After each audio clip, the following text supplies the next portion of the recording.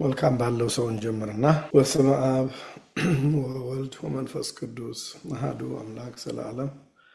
አምላካችን እግዚአብሔር እስከዚህ ዕለት እስከዚህ ሰዓት ድረስ ስለጠበቀን ቅዱስ ስም እናመሰግናለን። ይህንን ሰዓት ይህንን ጊዜ ባርከ ቀድሰህ እንድትሰጠን ቃልህ እንድታስተምረን ምስጢሩን እንድትገልጽልን ቅዱስ ፈቃድ ይሁንልን። አባታችን ሆይ በሰማያት የምትኖር ስምህ ይቀደስ፣ መንግሥትህ ትምጣ፣ ፈቃድህ በሰማይ እንደሆነ እንዲሁም በምድር ይሁን። የዕለት ምግባችንን ዛሬ ስጠን፣ በደላችንን ይቅር በልልን እኛም የበደሉንን ይቅር እንደምንል። አቤቱ ወደ ፈተና አታግባን ከክፉ ሁሉ አድነን እንጂ መንግሥት ያንተ ናትና ኃይል፣ ክብር፣ ምስጋና ለዘላለሙ አሜን። እመቤታችን ቅድስት ድንግል ማርያም ሆይ በመልአኩ ቅዱስ ገብርኤል ሰላምታ ሰላም እንልሻለን።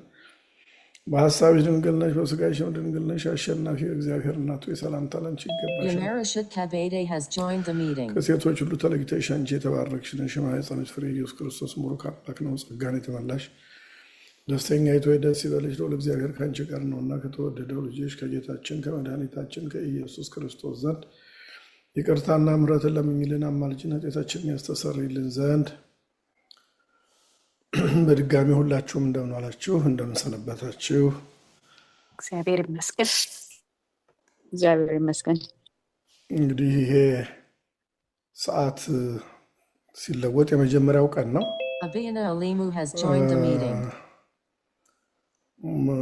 ምናልባት ለአብዛኛው ሰው ከተስማማ ተብሎ ነው የተቀየረው ሰዓቱ። እናየዋለን። እንግዲህ ብዙ ሰው አቴንድ እንደሚያደርግ ከሆነ በዚሁ እንቀጥላለን። እንደ ሁኔታው ሰው እንደሚመቸው እያደረግን እያስተካከልን እንማራለን። እንግዲህ ይሄ ያኛው የ6 ሰዓቱ ፕሮግራም ምናልባት 4 ዓመት ወይም 4 ዓመት የቆየ ፕሮግራም ነው። አሁን ደግሞ በአዲስ ጊዜ በአዳዲስ ተሳታፊዎች እንደገና ተገናኝተናል። ለዚህ ያደረሰን አምላካችን እግዚአብሔር ቅዱስ ስሙ የተመሰገነ ይሁን። እንግዲህ በተቻለ መጠን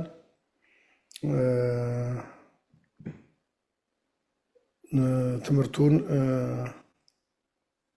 ቀለል ለማድረግ እና አብዛኛው ሰው እንዲሳተፍ ለማድረግ እንሞክራለን። ቀደም ብሎ ለነበሩት ለተማሩትም ክለሳ ሊሆን ይችላል። አንዳንዱ አብዛኛው ክለሳ ሊሆን ይችላል። እንደገና ደግሞ እግዚአብሔር በየጊዜው በአዳዲስ ሀሳብ በአዳዲስ ቃል ይናገረናል እና የሰማነውም ቢሆን እንደገና ደግመን ስንሰማው ለልባችን እግዚአብሔር አዳዲስ መልእክቶችን ይሰጣልና እንግዲህ ሁላችንም በትጋት በትኩረት መከታተል ያስፈልጋል። ይህንኑ በየጊዜው ማሳሰቢያ እንሰጥበታለን። በዚህ መሰረት እንግዲህ የዛሬውን ትምህርት ዛሬ እንግዲህ ጊዜው ሰዓቱ ሲለወጥ የመጀመሪያው ቀን በኢትዮጵያ አቆጣጠር ሰኔ 23 ቀን 2018 ነው። በዚህ ሀገር አቆጣጠር ጁን 30 2026 መሆኑ ነው። ቀኖቹን የምናስቀምጠው ለምንድን ነው? ለሪከርዲንግ ፐርፐዝ ነው። ባለፈው ሳምንታት ከጀመርነው ርዕስ ነው የምንቀጥለው። ትልቁ ርዕሳችን እግዚአብሔርን ማወቅ የሚል ነው። በሱ ዙሪያ እግዚአብሔርን ማወቅ ስለ እግዚአብሔር ማወቅ ምንድን ነው የሚሉትን ባለፉት ሳምንታት ስላየን ወደዛ ዝርዝር መመለስ አያስፈልገንም። ዛሬ የምንጀምረው ለመሆኑ እግዚአብሔርን ማወቅ ይቻላል ወይ? እግዚአብሔርን ማወቅ እንዴት ይቻላል የሚለውን ርዕስ ነው እንደ መነሻ የምናደርገው። ለማንበብ ጥቅሶቹን እነግራቸዋለሁ። አንደኛው መጽሐፈ ኢዮብ ምዕራፍ 11 ቁጥር 7 እና 8። መጽሐፈ ኢዮብ ምዕራፍ 11 ቁጥር 7 እና 8 እንግዲህ ብዙ ጊዜ እንደተነጋገርነው አጠገባችሁ ማስታወሻ ደብተር እንዲኖር ማድረግ ያስፈልጋል። አንዳንድ ሀሳቦችን ዝም ብሎ ማስታወሻ ላይ መጻፉ ጥሩ ነው። በተለይ የሚሰጡ ጥቅሶችን እዛ ላይ መጻፉ ይጠቅማል። ሁለተኛው ጥቅስ ያለው የዮሐንስ ወንጌል ምዕራፍ 1 ቁጥር 18 የዮሐንስ ወንጌል ምዕራፍ 1 ቁጥር 18 ነው። ሶስተኛው ጥቅስ ያለው የሐዋርያው የቅዱስ ጳውሎስ መልእክት ወደ ሮሜ ቤተክርስቲያን የተጻፈው ምዕራፍ 11 ቁጥር 30። ስለዚህ እነዚህን ጥቅሶች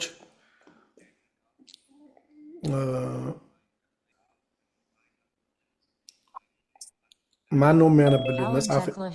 መጽሐፈ ኢዮብ ምዕራፍ 11 ቁጥር 7 እና 8። መጽሐፈ ኢዮብ ምዕራፍ 11 ቁጥር 7 እና 8።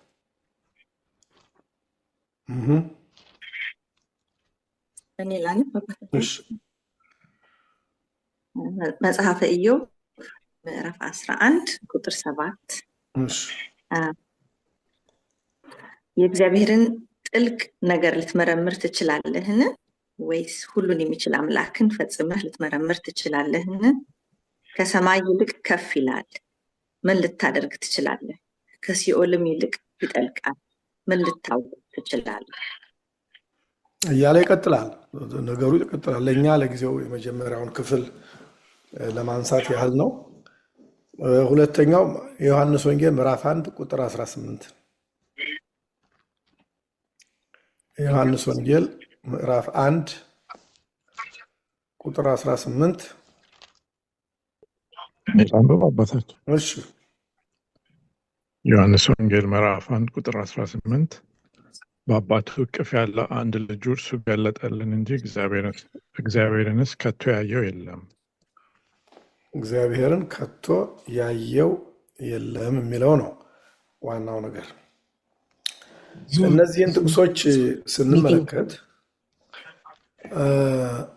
እነዚህን ጥቅሶች ስንመለከት የእግዚአብሔር ባህሪ የማይመረመር መሆኑን ነው የሚነግሩን።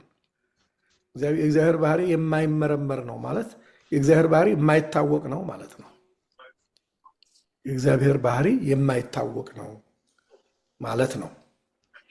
የእግዚአብሔር ባህሪ የማይመረመር የማይታወቅ እግዚአብሔር የማይታይ መሆኑን የሚያስረዱ ናቸው። ስለዚህ በክርስትና ትምህርት ውስጥ በኦርቶዶክስ ክርስትና ትምህርት ውስጥ እግዚአብሔር ማወቅ ይቻላል ወይም ደግሞ ሰው የተፈጠረው እግዚአብሔርን ለማወቅና ከእግዚአብሔር ጋር ህብረት እንዲኖረው ከመለኮታዊ ባህሪ ጋር ተሳትፎ እንዲኖረው ነው የሚለው አገላለጽ የሚለው ትምህርት በጣም ጥያቄ ያስነሳል። እግዚአብሔር ሰው የተፈጠረው እግዚአብሔርን ለማወቅ ነው የሚለው ትምህርት ጥያቄ ያስነሳል። እንዴት የሚል ጥያቄ ያስነሳል። እግዚአብሔር የማይመረመር አምላክ ነው፣ የማይታወቅ አምላክ ነው ይላል መጽሐፍ ቅዱስ እና በዚህ መሰረት በሌላ በኩል ደግሞ ሰው የተፈጠረው እግዚአብሔርን ለማወቅ ብቻ አይደለም፣ ከእግዚአብሔር ጋር ህብረትና ግንኙነት እንዲኖረው ነው። የሰው የተፈጠረበት ዓላማ ይሄ ነው። እንዲያውም ሰው የተፈጠረበት ዓላማ እግዚአብሔርን ለመምሰል ነው ብለን ነው የተማርነው ባለፉት ጊዜያት። ስለዚህ ሰው የተፈጠረው እግዚአብሔርን ለማወቅ ከሆነ ሰው የተፈጠረው ከእግዚአብሔር ጋር ህብረት ግንኙነት እንዲኖረው ከሆነ ሰው የተፈጠረው እግዚአብሔርን የሚያስመስል ህይወት እንዲኖረው ከሆነ በስነ ፍጥረትም ጊዜ ደግሞ እግዚአብሔር ሰውን እንደ ምሳሌያችን ሰውን እንደ መልካችንና እንደ ምሳሌያችን እንፍጠር ካለ ሰው እግዚአብሔርን በመልክ የሚመስል ከሆነ ሰው ደግሞ በሂደት እግዚአብሔርን ወደ መምሰል የሚያድግ ከሆነ እንዴት ነው መጽሐፉ በሌላ በኩል ደግሞ እግዚአብሔርን ማወቅ አይቻልም፣ እግዚአብሔርን መመርመር አይቻልም፣ ከሰማይ ይልቅ ከፍ ያለ ነው ከሲኦል ማለት ከጥልቅ ይልቅ የጠለቀ ነው፣ ከውቅያኖስ ባህር ከውቅያኖስ የሰፋ ነው እያለ በመጽሐፈ ኢዮብ ይዘረዝራል። ዮሐንስም በወንጌሉ ከቶ እግዚአብሔርን ያየው የለም ይላል። ቅዱስ ጳውሎስም እንደርስበታለን በሮሜ መልእክቱ ላይ እግዚአብሔርን ማን ነው መርምሮ ያወቀው? ማን ነው መርምሮ የተገነዘበው የተረዳው? እያለ የእግዚአብሔርን ብልጽግናውን የእግዚአብሔርን ኃይሉን መርምሮ ያወቀ ማን ነው እያለ ቅዱስ ጳውሎስ ይነግረናል።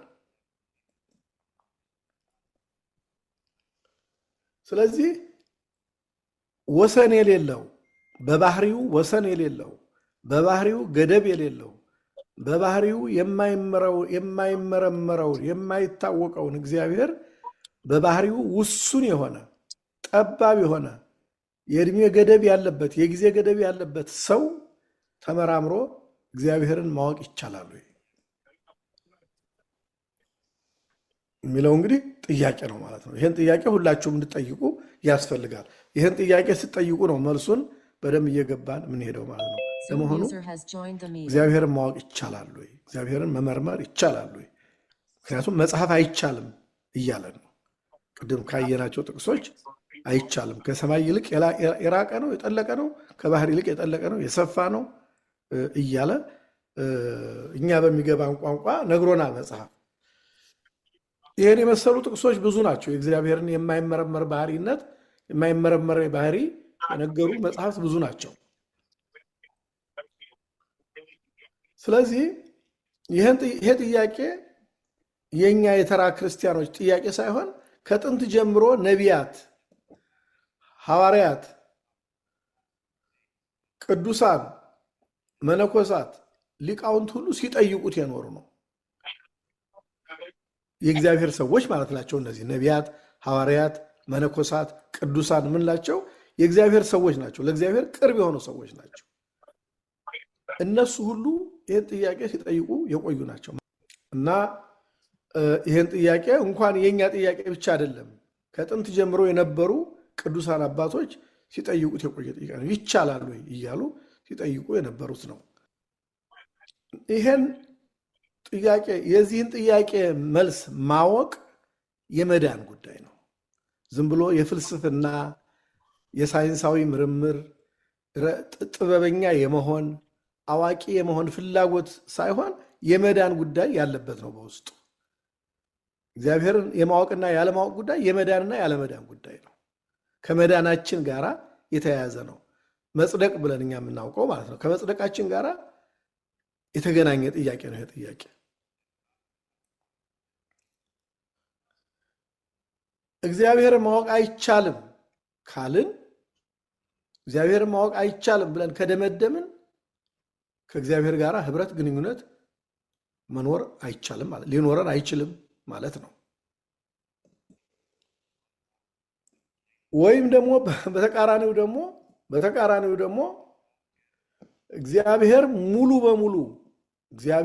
በሙሉ በእኛ አይምሮ በሰው ልጆች አይምሮ የሚመረመር የሚታወቅ ልንረዳው ልንገነዘበው የምንችል ከሆነ ደግሞ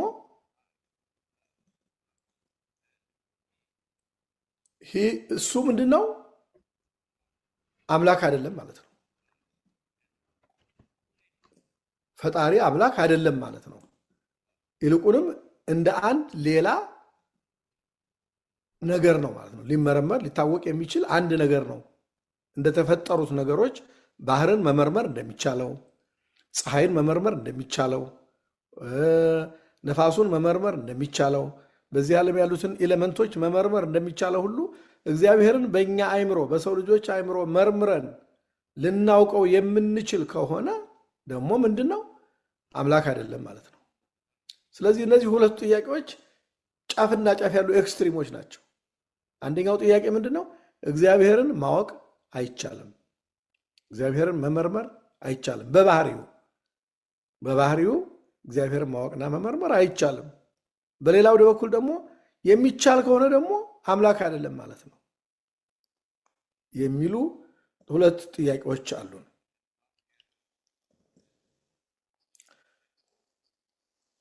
ኦርቶዶክሳዊ ተዋህዶ ቤተክርስቲያን ሁለቱንም ሪጀክት ታደርጋለች።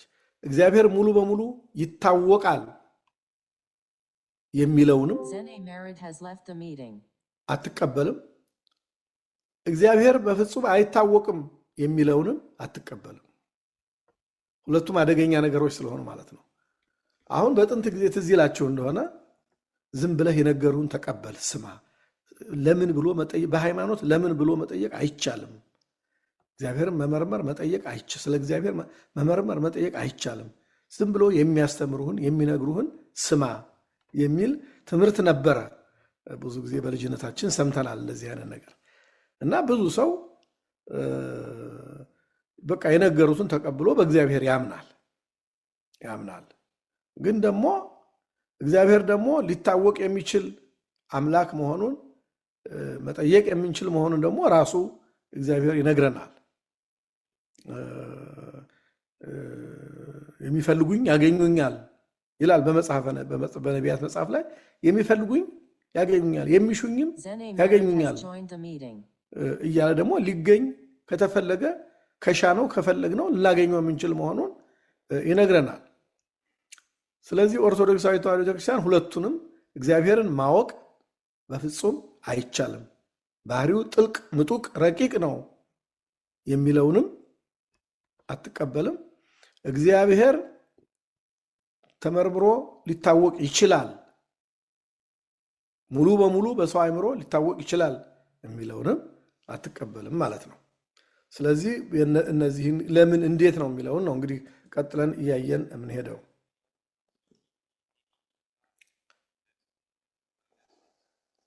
የመጀመሪያው ትምህርት ምንድን ነው? እግዚአብሔርን በመለኮታዊ ባህሪው ማወቅ አንችልም። በመለኮታዊ ባህሪው in his divine essence እግዚአብሔር ማወቅ አንችልም። በመለኮታዊ ባህሪው ማንም ሊያውቀው አይችልም። እመቤታችን ቅድስት ድንግል ማርያም አምላክን ወልዳለች፣ ግን መለኮታዊ ባህሪውን አታውቅም። መለኮታዊ ባህሪው ከሰው አእምሮ በላይ ነው፣ ከሰው ሕሊና በላይ ነው። ሰው ሊሸከመው ሊያውቀው የማይችል ነው። ስለዚህ በመለኮታዊ ባህሪው እግዚአብሔርን ማወቅ እግዚአብሔርን መመርመር ቢነገረንም እንኳን እግዚአብሔር ባህሪ እንዲህ ነው ብሎ ቢነግረንም እንኳን ለመረዳት አንችልም። ለምን? የኛ አእምሮ ውሱንነት ስላለበት ነው። ለአንድ የ5 ዓመት ህፃን ልጅ ወይም የ4 ዓመት የ3 ዓመት ህፃን ልጅ አንድ በጣም ጥልቅ ስለሆነ ሳይንሳዊና የፍልስፍና ትምህርት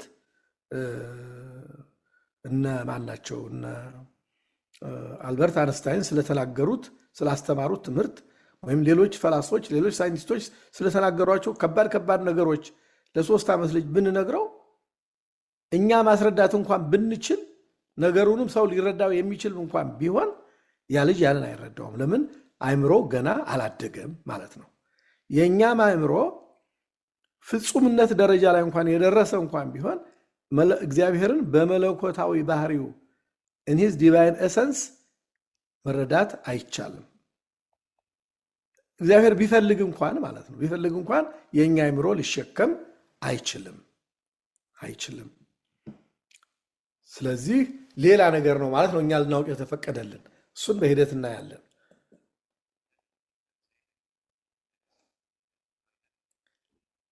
ነገር ግን እግዚአብሔር ራሱ እግዚአብሔር ራሱ ማንነቱን ገልጧል። እነዚህ መለኮታዊ ኃይል የመግቦቱ ስራዎች መግቦት ምንለው የመግቦት ስራ ምንለው ፕሮቪደንሻል አክት ምንለው ነው። የመግቦቱን ስራዎች ስጋ የለበሰ ማንነቱን ቅዱስ መንፈሱን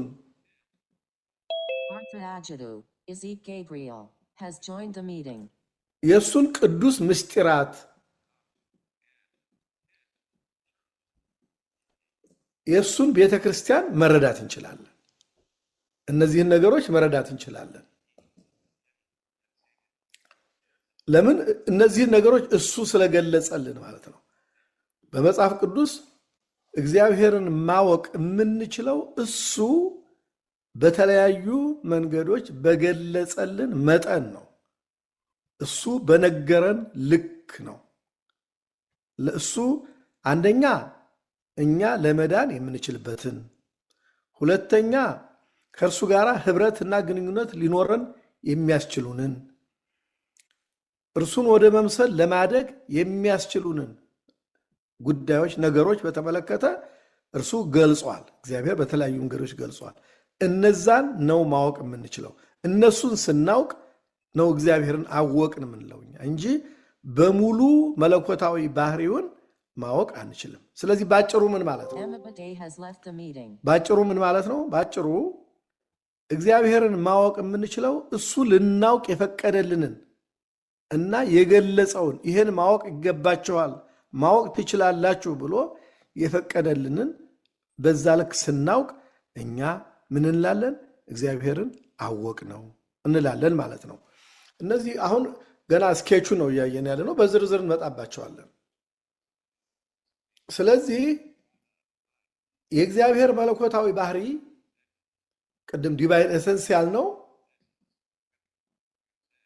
ሁልጊዜ ለዘላለም ከሰው አይምሮ በላይ ነው። ከሰው አንደርስታንዲንግ፣ ከሰው ግንዛቤ፣ ከሰው መረዳት በላይ ነው። ምኑ? መለኮታዊ ባህሪው ዲቫይን ኤሰንስ የምንለው። ዲቫይን ኤሰንስ ምንድን ናቸው የሚለውንም እናያለን ወደፊት። ምን ምኖቹ ናቸው መለኮታዊ ባህሪያት የሚሉትን ማለት ነው። ነገር ግን እግዚአብሔር ምን ሰጥቶናል? ምን ፈቅዶልናል? ዘላለማዊ ግንኙነት፣ ዘላለማዊ ተሳትፎ ልናደርግ የምንችልባቸውን መስኮች ደግሞ ነግሮናል ወይም ገልጾልናል። በሱ በእግዚአብሔር ሕይወት ወይም በእግዚአብሔር ሕልውና ውስጥ እኛ ልናውቃቸው፣ ልንገነዘባቸው፣ ልንረዳቸው የምንችላቸውን ነገሮች ገልጾልናል። ስለዚህ በኦርቶዶክሳዊ ተዋሕዶ ቴዎሎጂ ወይም የሃይማኖት ትምህርት ውስጥ በሁለቱ መካከል ያለውን ባላንስ ጠብቀን ነው የምናስተምረው ማለት ነው። የእግዚአብሔር የማይመረመር ባህሪ አለ በአንዱ ገጽ፣ በሌላው ገጽ ደግሞ እርሱ መለኮታዊ መገለጥ፣ በመለኮታዊ መገለጥ የተነገረን የተሰጠን እንድናውቀው፣ እንድንረዳው፣ እንድንመረምረው የተፈቀደልን ደግሞ አለ ማለት ነው። ስለዚህ እነዚህ ናቸው በኦርቶዶክስ ሃይማኖት ሴንትራል ፖይንትስ የሚባሉት የመለኮትን የማይመረመር ባህሪ እና እግዚአብሔር ደግሞ በፈቃዱ እሱን እንድናውቅ የገለጸልንን ባህሪያቱን ማወቅ ናቸው። ይሄ ነው በኦርቶዶክስ ትምህርት እንደ አንድ መነሻ የምንወስደው ማለት ነው። የእግዚአብሔር ራሱን የገለጠበት ባህሪው አለ። እሱ ደግሞ ያልገለጠውና ፍጹም የሆነው መለኮታዊ ባህሪው ደግሞ አለ ማለት ነው። እነዚህን ባላንስ አድርገን ነው የምንማረው።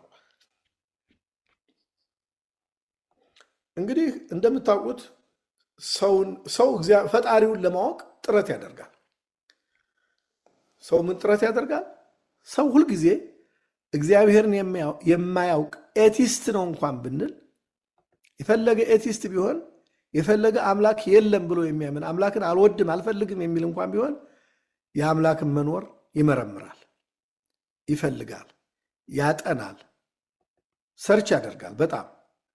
ለዚህ ምስክሩ እስከዛሬ ድረስ በዓለም ላይ የተነሱ ፈላስፎች፣ ሳይንቲስቶች ዓለም ከየት መጣ፣ አሁን በዓይናችን የምናየው ስነ ፍጥረት ከየት መጣ፣ ሰው እንዴት ተገኘ እያሉ የተለያዩ መላምቶችን ያስቀምጣሉ። አሁን እነሱ ለሚታየው ዓለም የሚታይ ወይም ደግሞ የሚታወቅ መነሻ ለመስጠት እየሞከሩ ነው። ዞሮ ዞሮ ግን በህሊናቸው ውስጥ በአእምሯቸው ውስጥ አምላኩን የመፈለግ ጠባይ አለው ሰው አብሮት የተፈጠረ ነገር ነው ይሄ ሰው ቢወድም ባይወድም አውቆም ይሁን ሳያውቅ ፈጣሪውን ይፈልጋል የሚፈልግበት መንገድ ይለያያል ያመነው ክርስቲያን የሆነው በቃሉ ውስጥ በመጽሐፍ ቅዱስ ውስጥ በትምህርት ውስጥ ይፈልጋል ያላመነው ደግሞ ከስነ ፍጥረት መርምሮ ይሄን ዓለም ያስገኘው ማን ነው የሚለውን ይፈልጋል ስለዚህ ሰው በተፈጥሮ ዩኒቨርሳሊ አምላኩን ይፈልጋል አምላክን የመፈለግ ጠባይ በሰው ልጅ ማንነት ውስጥ አብሮ የተፈጠረ ነው በሰው ልጅ ማንነት ውስጥ ኢንተግሬትድ ሆኖ የተፈጠረ ነው አምላክን የማወቅ አምላክን የመፈለግ የአምላክ ፍለጋ በሰው ልጅ አእምሮ ውስጥ በሰው ልጅ ማንነት ውስጥ ምንድነው የሚባለው የተሸመነ ነው ልክ ሸማኔ ልብስ ሲሰፋ እንደሚሰራው በዛ ውስጥ አብሮ ያለ ነው ልናስወግደው አንችልም ልዩነታችን ምንድነው ያላመኑ ሰዎች ያ ነገር በተፈጥሯቸው ባህሪያቸው ውስጥ ቢኖርም በተቻለ መጠን አቮይድ ለማድረግ ይፈልጋሉ ኦብጀክቲቭ የሆነ ሪያሊቲ ይፈልጋሉ ኦብጀክቲቭ የሆነ መልስ ይፈልጋሉ ኦብጀክቲቭ የሆነ ምርምር ያደርጋሉ ሌሎቻችን ደግሞ ቢገባንም ባይገባንም በሃይማኖት እግዚአብሔር አለ ብለን አምነን እንትንላለን ስለዚህ ፈጣሪን የመፈለግ ጠባይ የመፈለግ ባህሪ በማንነታችን ውስጥ አብሮ ኢንተርውብን ሆኖ የተፈጠረ ነው ኢንተግሬትድ ሆኖ የተፈጠረ ነገር ነው ይሄን አቮይድ ማድረግ አይችልም ማንኛውም ሰው በገጠር የሚኖር በከተማ የተማረ ይሁን ያልተማረ አርሶ አደር ይሁን አርብቶ አደር ከተማ ኗሪ ይሁን ምንም ይሁን ሳይንቲስት ይሁን ያልተማረ ሰው በመሆኑ ብቻ በማንነቱ ፈጣሪውን የማወቅ ዝንባሌና ፍላጎት በውስጡ አብሮ የተሰፋ አብሮ የተሰራ ነገር ነው ይሄ ስለዚህ በጠቅላላ በዓለም ውስጥ ስታዩ ዩኒቨርሱ ከየት መጣ የመኖር ትርጉሙ ምንድነው ዓላማው ምንድነው ሰው የሚኖረው ለምንድነው በዓለም ላይ ያለው መከራ ስቃይ ችግር ምንጩ ምንድነው ለምንድነው እንደዚህ አይነት ችግር መከራ የሚኖረው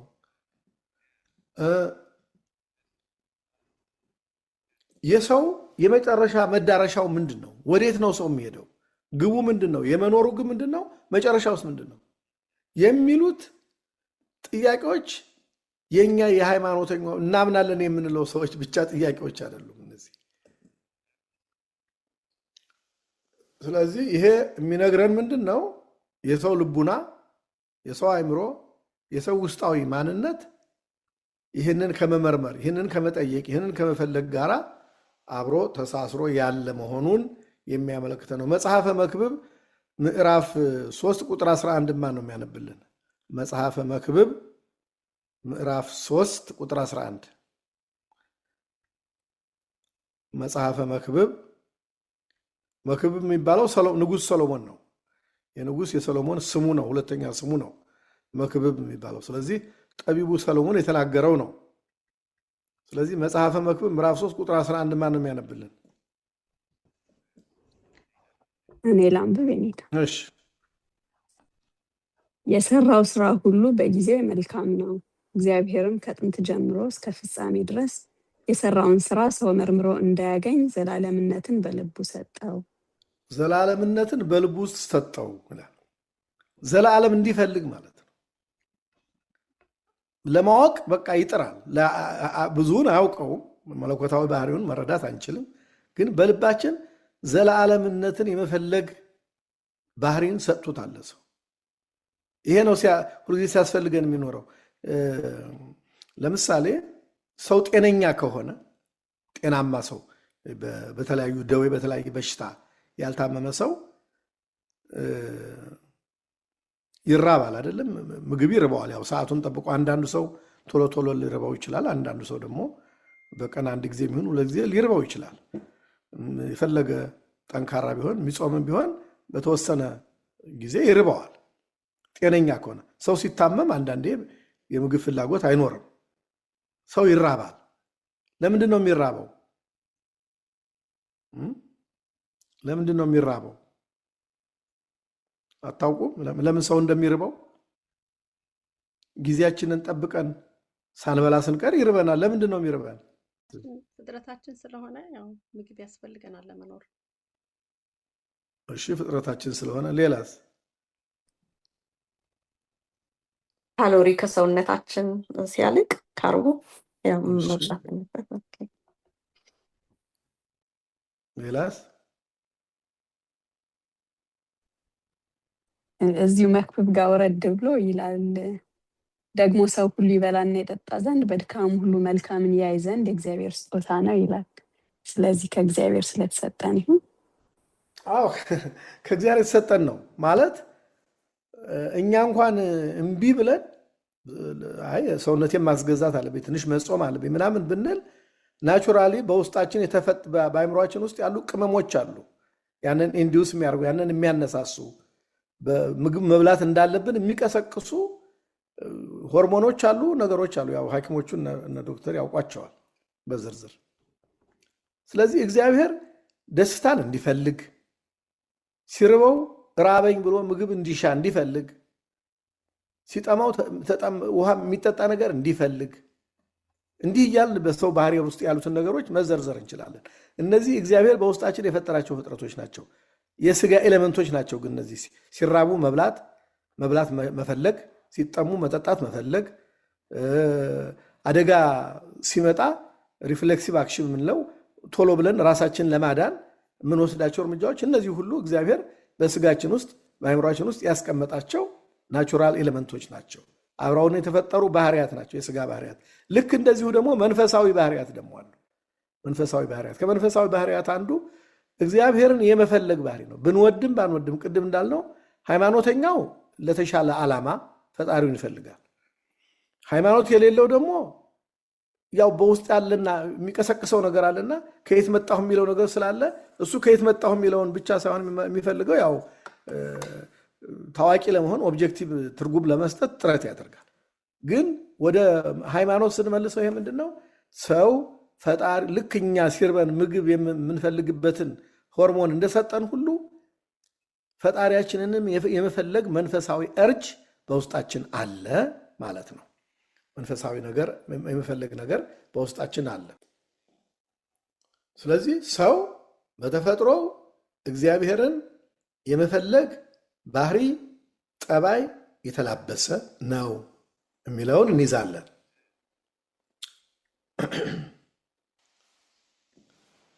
ምንም እንኳን በኃጢአት ምክንያት ቢደበዝዝም ብለርድ ቢሆንም የእግዚአብሔር መልክ በውስጣችን ያለው ስንፈጠር የተሰጠን የእግዚአብሔር መልክ እንትን ያደርገን ይቀሰቅሰናል፣ እንድንናፍቅ፣ እንድንሻ፣ እንድንፈልግ ያደርገናል። ምንድነው ያ የተፈጥሮ መልክ በውስጣችን አለ። ሰውን በመልካችን እንፍጠር የሚለው ነገር የእግዚአብሔር መልክ በውስጣችን አለ። ስለዚህ ያ የእግዚአብሔር መልክ በኃጢአት ይደበዝዛል። በኃጢአታችን ምክንያት ኦብስኪውር ሊሆን ይችላል። ግን እውነትን እንድንፈልግ፣ መልካም ነገርን እንድንፈልግ፣ ውበትን እንድንፈልግ፣ ዘላለማዊ ሕይወት እንድንፈልግ፣ ጀስቲስን እንድንፈልግ፣ እነዚህ የመሰሉ ነገሮችን የእግዚአብሔር መልክ የሚባሉትን ነገሮች እንድንፈልግ ያደርገናል፣ ይቀሰቅሰናል፣ ያነሳሳናል። ምክንያቱም የእግዚአብሔር መልክ በውስጣችን አለ ነው ዋናው ነገር። የመጀመሪያው ነገር የሰው ሪዝን፣ የኛ ምክንያታዊነት ሪዝናችን የሰውን የእግዚአብሔርን መኖር በተፈጥሮ ውስጥ ካለው ስርዓት፣ በተፈጥሮ ውስጥ ካለው ውበት ተነስቶ ፈጣሪውን ይፈልጋል። የተፈጥሮን ስርዓት አይቶ፣ የተፈጥሮን ውበት አይቶ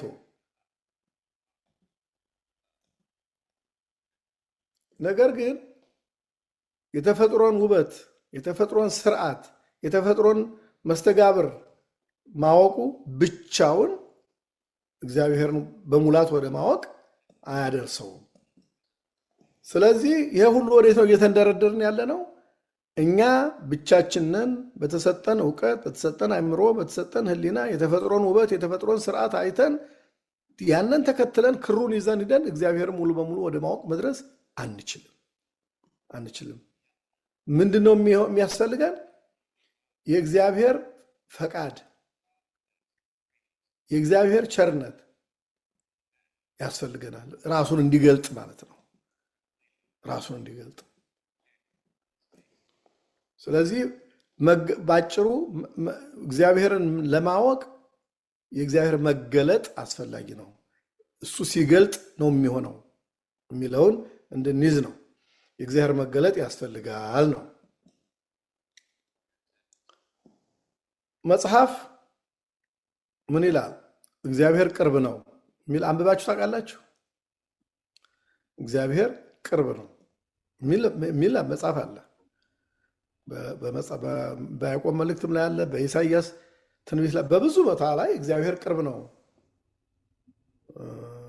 በመዝሙረ ዳዊት በብዙ ቦታ እግዚአብሔር ቅርብ ነው የሚል ለሚለምኑት ለሚጠሩት እግዚአብሔር ቅርብ ነው የሚል ብዙ ቦታ አለ።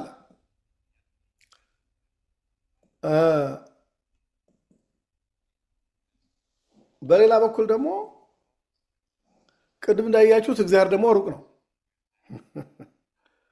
ደግሞ እግዚአብሔር ሩቅ ነው፣ አይመረመርም፣ አይታወቅም። ማን ነው? ትንቢተ ኢሳይያስ ምዕራፍ 55 ቁጥር 7 እና 8 የሚያነብልን መጽሐፈ ኢሳይያስ ምዕራፍ 55 8 እና 9 ትንቢተ ኢሳይያስ ምዕራፍ 55 ቁጥር 8 እና 9 እሺ። ትንቢተ ኢሳይያስ ምዕራፍ 55 8 እና 9 አሳቤ እንደ አሳባችሁ መንገዴም እንደ መንገዳችሁ አይደለምና ይላል እግዚአብሔር። ሰማይ ከምድር እንደሚርቅ እንዲሁ መንገዴ ከመንገዳችሁ አሳቤም ከሀሳባችሁ የራቀ ነው ይላል ኢሳይያስ። እሺ፣ በዛው ደግሞ ጳውሎስን አንብቤልን ሮሜ ምዕራፍ 11 ቁጥር 33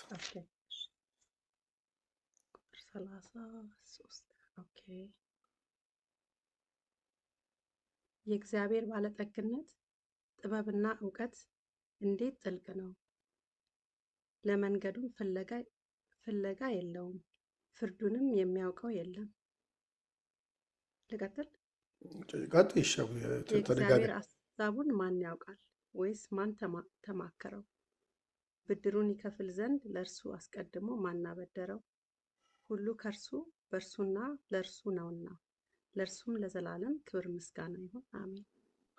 እንግዲህ አሁን እነዚህ ሁለቱ ጥቅሶች ታያቸው ደግሞ እግዚአብሔር ቅርብ ነው ብለውን ነበር ቅድም ሌላው መጽሐፍ። እነዚህ ደግሞ እግዚአብሔርን ለመመርመር ቀደም አድርገን እንደተናገር ነው ማለት ነው። ሰው በተፈጠሩ ነገሮች ሊታወቅ ሊመረመር የማይችል መሆኑን የማይነገር ነው የሚናገሩ ናቸው። ምክንያቱም እግዚአብሔር ያልተፈጠረ ዘላለማዊ ወሰን ገደብ የሌለው መጀመሪያ የሌለው ወሰን የሌለው ወይም የሚከለከለው የሚገደበው ነገር የሌለው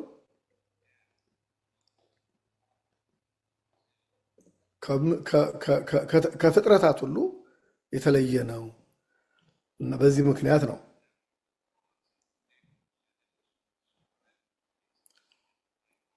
እግዚአብሔርን ግለጡ ብንባል ቋንቋችንም ባህላችንም አንደበታችንም እግዚአብሔር መግለጥ አይችልም። በባህሪው ልክ በመለኮታዊ ባህሪው ልክ እግዚአብሔር መግለጽ የሚችል ሰው የለም። ቋንቋም ያጥራል።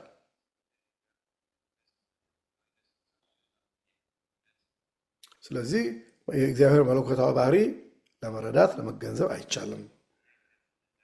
ይህንን መላእክትም እንኳ ቢሆኑ ይህን መረዳት አይችሉም። ይህ አሁን የድንቁርና ያለማወቅ ጉዳይ አይደለም።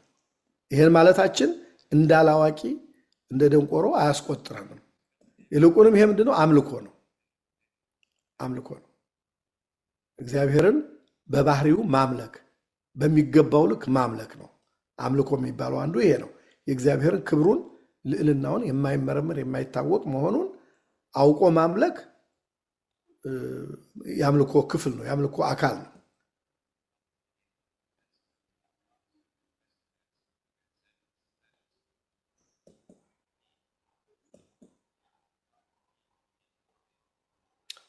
እንግዲህ እግዚአብሔር እንዲህ ሆኖ ሲኖር ባህሪው እንደዚህ አይነት ሳለ ራሱን ደግሞ መግለጥ ፈለገ። እግዚአብሔር መግለጥ ፈለገ።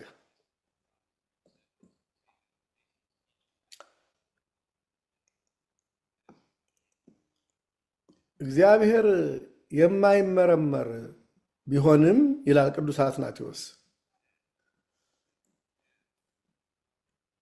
እግዚአብሔር የማይታወቅ የማይመረመር ረቂቅ ቢሆንም በእግዚአብሔር ወልድ ተገለጠ። አንዱ የመገለጥ መንገድ ይሄ ነው። በእግዚአብሔር ወልድ በኩል ተገለጠ። በክርስቶስ በኩል በጌታችን በመድኃኒታችን በኢየሱስ ክርስቶስ በኩል በእግዚአብሔር ቃል በኩል ተገለጸ። አንዱ መንገድ ይሄ ነው። እንግዲህ እግዚአብሔርን ያወቅነው በልጁ በመድኃኒታችን በኢየሱስ ክርስቶስ መገለጥ የእኛን ስጋ በመልበስና ወደዚህ ዓለም በመምጣቱ ነው ማለት ነው። አንዱ እግዚአብሔርን ያወቅነው።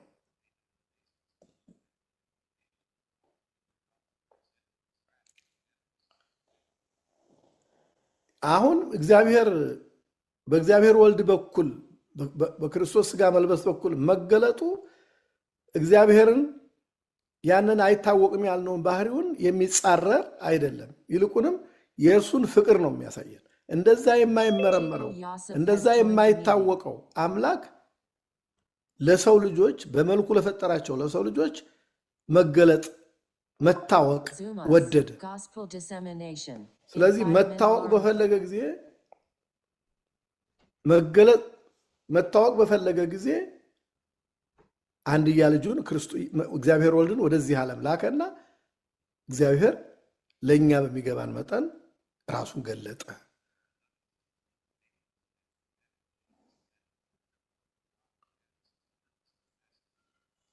ምክንያቱም እግዚአብሔር ሰው የሆነበት ምክንያት እኛ በሰብአዊ ማንነታችን በሰውነት ማንነታችን ልንረዳው በምንችለው አቅም እግዚአብሔርን እንድንረዳው ነው። እግዚአብሔርን እንድንረዳው ነው። ዛሬ አሁን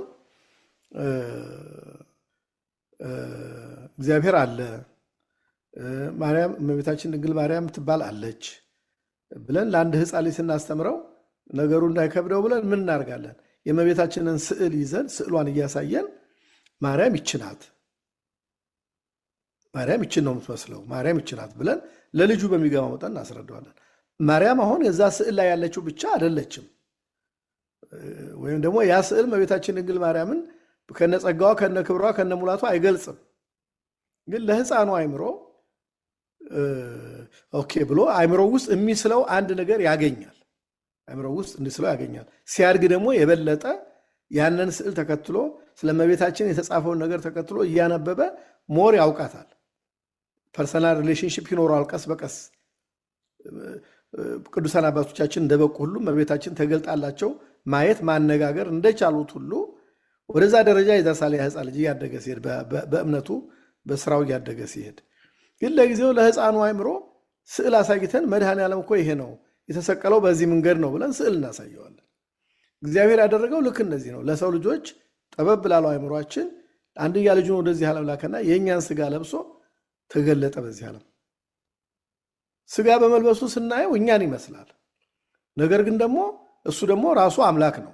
እሱ ደግሞ የሞቱትን ሲያስነሳ በማስነሳቱ የተነሱትን ሰዎች ከሞት የተነሱትን ሰዎች አይተን ታላቅ ሰው ነው እንዳንል እሱ ራሱ ደግሞ ህይወት ነው። ራሱ ከሞት ሲነሳ ደግሞ እናየዋለን። በኋላ ከሞት ሲነሳ እናየዋለን። ለሰው ልጆች ምህረት ሲያደርግ እናየዋለን። በባህር ላይ ሲራመድ እናየዋለን። ውሃውን ወደ ወይን ጠጅ ሲለውጥ እናየዋለን። ይሄን ደግሞ ዝም ብሎ ተራ ስጋ የለበሰ ሰው አያደርገውም። ስለዚህ የመለኮቱ ባህሪ በስጋው ተሰውሮ ከስጋው ጋር ተዋህዶ ለኛ በሚገባን መጠን የእግዚአብሔርን ባህሪውን አምላክነቱን አስረዳን ማለት ነው።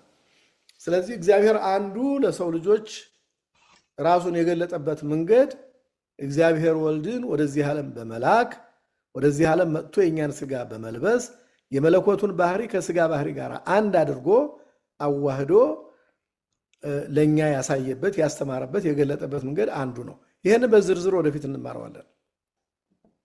ስለዚህ የክርስቶስ የእግዚአብሔር ወልድ ሰው መሆን የእውቀት መገለጥም ነው፣ የማዳን መገለጥም ነው። እግዚአብሔር በማዳን ኃይሉ የተገለጸበት መንገድ ነው። እግዚአብሔር ደግሞ ሊታወቅ በሚችልበት መለኮታዊ ባህሪውም የተገለጠበት መንገድ ነው። ሁለቱንም አንድ አድርጎ የያዘ ነው። ይሄን መረዳት ከፈለጋችሁ ኖት እልክላችኋለሁ ከሌላ ጊዜ በጣም እንዳይከብድ ነገሩን አለፍ አለፍ እያለን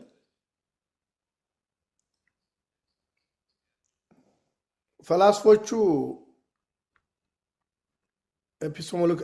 ኤፒስቴሞሎጂካል ኖሌጅ የሚሉት አላቸው። ይሄ ማለት እግዚአብሔር እውቀትን የገለጠበት መንገድ ነው። ባጭሩ እግዚአብሔርን ራሱን እንድናውቀው የገለጸበት መንገድ ነው። ሪደምሽን ወይም ደግሞ ይሄ ቤዛነት የምንለው ደግሞ እሱ ደግሞ እግዚአብሔር ተሰቅሎ ሞቶ ተነስቶ እኛን ከዲያብሎስ ከሞት ከኃጢአት ነፃ ያወጣበት መንገድ ነው። እነዚህ ሁለቱ ኢንተርሴክት ያደርጋሉ፣ ይገናኛሉ። እግዚአብሔር እኛ ያዳነበት መንገድና ራሱን እንድናውቀው የገለጠበት መንገድ ሁለቱ በአንድ ሰው ውስጥ ስለተገኙ በክርስቶስ ውስጥ ስለተገኙ እንድናውቀውም ስናውቀው ደግሞ ማዳኑንም እንድንረዳ የሚገልጹልን ናቸው። አሁን ቢከብዳችሁ አትቸገሩ፣ ኖቱንም ታነባላችሁ። ወደፊትም ደግሞ ይበልጥ እያብራራ ነው እንሄዳለን።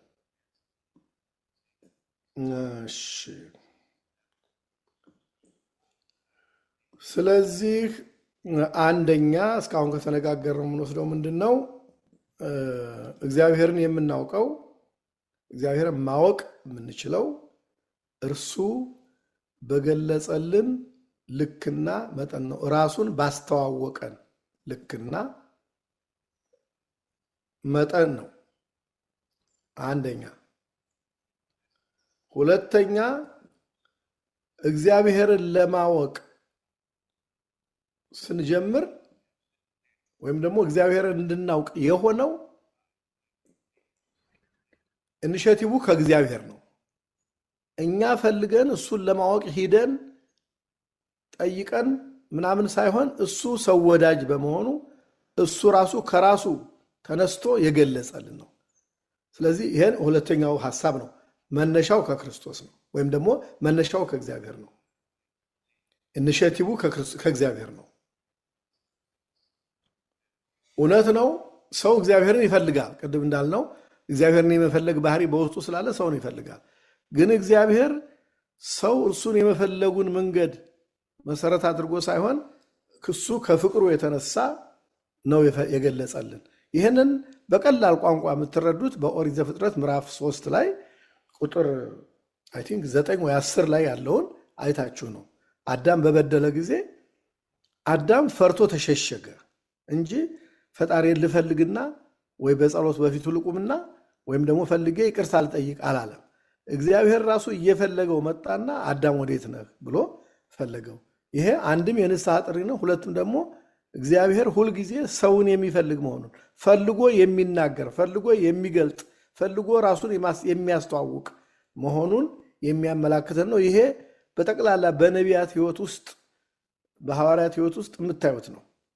እየሄደ እየፈለገ ራሱን ያስተዋውቅ እንደነበረ በወንጌል በጣም በብዙ ቦታ ታገኛላችሁ። ክርስቶስን ፈልገው የሄዱ ሰዎች የሉም ማለት አይደለም፣ ግን በአብዛኛው እግዚአብሔር ነው ፈልጎ ራሱን ለዓለም ለሰው ልጆች የሚገልጸው። ስለዚህ ኢኒሼቲቭ ከጥንት ጀምሮ የእግዚአብሔር ነው። ስለዚህ ይሄ ጥያቄ አዳም ወዴት ነው የሚለው ጥያቄ በመዳን ታሪክ ውስጥ በመዳን ሂደት ውስጥ ተደጋግሞ የምናየው ነው። አሁን እስቲ የዕብራውያንን መልእክት ምዕራፍ 1 ቁጥር 1 እና 2 የሚያነብልን ማን ነው? እሱ በቀላሉ ያስረዳናል ቅዱስ ጳውሎስ። ዕብራውያን ምዕራፍ 1 ቁጥር 1 እና 2። ዕብራውያን ምዕራፍ 1 ቁጥር 1 እና 2። እኔ ላንብብ። እሺ።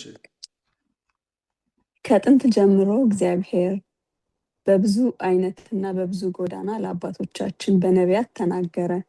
በኋላ ዘመን ግን ሁሉን ወራሽ ባደረገው ሁሉንም በፈጠረበት በልጁ ነገረን። ይቀጥል።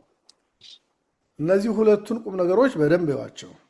ከጥንት ጀምሮ እግዚአብሔር ለአባቶቻችን በነቢያት ተናገረ።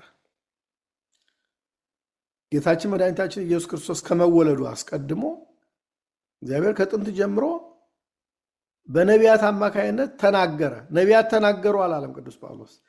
በነቢያት ውስጥ ሆኖ የሚያናግር ምስጢር የሚገልጽ መንፈስ ቅዱስ በነቢያት አድሮ ይናገር ነበረ። ለምሳሌ መጽሐፈ ሄኖክን ስታነቡ ሄኖክ ማለት ከአዳም 7ኛው ትውልድ ነው፣ 7ኛ ሰው ነው እና ከዛ ጊዜ ጀምሮ ሄኖክ እግዚአብሔርን እንዳየው፣ ዙፋኑን እንዳየ፣ መላእክት ሲሰግዱለት እንዳየ፣ በኋለኛው ዘመን መጥቶ እንደሚወለድ ሰው እንደሚሆን ይህን እየጠቀሰ የተናገረ ሰው ነው ሄኖክ። የአዳም 3ኛ ልጅ የሆነው ሄኖስ ለዓለም እግዚአብሔርን ያስተዋወቀ ሰው ነው እና እግዚአብሔር ከጥንት ጀምሮ በነቢያቱ አድሮ በነቢያቱ አፍ ለአባቶቻችን ሲመሰክር ሲናገር ነበረ። መኖሩን ስራውን እንዲከተሉት እንዲያምኑበት ሲናገር ነበረ አለ ቅዱስ ጳውሎስ። በኋለኛው ዘመን ግን ማለት ክርስቶስ ከተወለደ በኋላ በልጁ ነገረን። በልጁ በመድኃኒታችን በኢየሱስ ክርስቶስ ነገረን። በኋላ ጌታችን መድኃኒታችን ኢየሱስ ክርስቶስ መጣና ከሰማይ ወርጃለሁ፣ አባቴ ልኮኛል፣ ይሄን ተዉ፣ ይሄን አታድርጉ፣ ይሄን ስሩ እያለ አይሁድን፣ ጸሐፍት ፈሪሳውያንን፣ ግብዞቹን እየነቀፈ ኃጢአተኞቹን ወደሱ እየጠራ ሐዋርያትን ወደሱ እየሰበሰበ ወንጌልን እያስተማረ ስለ እግዚአብሔር መንግሥት ነገረን። እኔና አብ አንድ ነን እያለ እንደኔ ያለ መንፈስ ቅዱስን እልክላቸዋለሁ እያለ የሶስቱን የሥላሴን አንድነት ሶስትነት እየገለጸ እኔን ያየ አብን አየ ማለት ነው እያለ አስተማረን። የሥላሴን አንድነት ሶስትነት ነገረን። ካልተጠመቃችሁ ከመንፈስ ቅዱስና ከውሃ ካልተወለዳችሁ ወደ እግዚአብሔር መንግሥት አትገቡም እያለ ከእግዚአብሔር መወለድ እንደሚቻል ነገረን። እንዲህ እያለ በመጽሐፍ ቅዱስ ውስጥ አስተማረን። እመኑ፣ ምንድን ነው ያላቸው ሐዋርያትን? ልባቸው አይደንግጥ አይሸበር፣ በእኔ እመኑ በእግዚአብሔርም እመኑ እያለ እሱም እግዚአብሔር አብም አንድ መሆናቸውን እየተናገረ ራሱን ገለጠ። እግዚአብሔር ራሱን ገለጠ። ስለዚህ ቅዱስ ጳውሎስ ምን አለ? ከጥንት ጀምሮ እግዚአብሔር በነቢያት ለአባቶቻችን በነቢያት ተናገረ። በኋለኛው ዘመን ደግሞ ጊዜው ሲደርስ ሁሉን ወራሽ ባደረገው ሁሉም በፈጠረበት በልጁ ተናገረን። እኛን የአዲስ ኪዳን ምዕመናንን ደግሞ በክርስቶስ በኩል ተናገረን። በክርስቶስ በኩል ራሱን ገለጠልን ማለት ነው። ስለዚህ ከአዳም መፈጠር ጀምሮ የነበሩት የእግዚአብሔር መገለጦች፣ እግዚአብሔር ያደረጋቸው መገለጦች በጌታችን በመድኃኒታችን በኢየሱስ ክርስቶስ ሙላታቸውን አገኙ፣ ተሟሉ፣ ፍጹም ሆኑ ማለት ነው። ፍጹም ሆኑ። አሁን እየተማርን ያለ ነው እግዚአብሔርን ስለማወቅ ነው። እግዚአብሔርን እንዴት ነው የምናውቀው ለሚለው መልስ እየሰጠን ነው። አንደኛ ራሱ ሲገልጽልን ነው። ሁለተኛ ደግሞ ራሱ እንዴት ነው የሚገልጸው የሚለውን አንዱ በልጁ በመድኃኒታችን በኢየሱስ ክርስቶስ በኩል ነው ራሱን የገለጠልን እያልን ነው። እነዚህ ሁሉ በዝርዝር ተመልሰው ይመጣሉ በኋላ።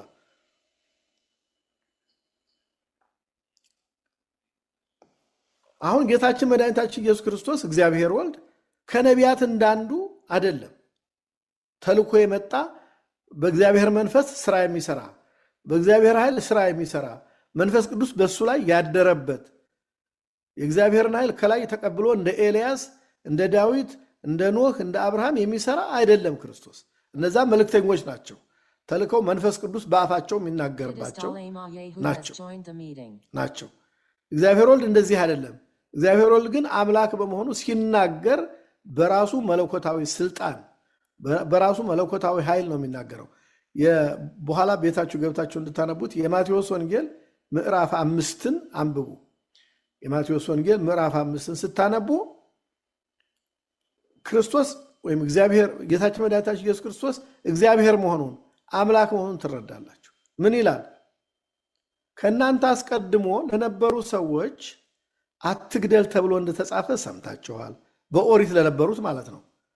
ከእናንተ አስቀድሞ ለነበሩ ሰዎች፣ በኦሪት ዘመን ለነበሩ ሰዎች፣ ለጥንታውያን እስራኤላውያን አትግደል ተብሎ እንደተጻፈ ሰምታችኋል።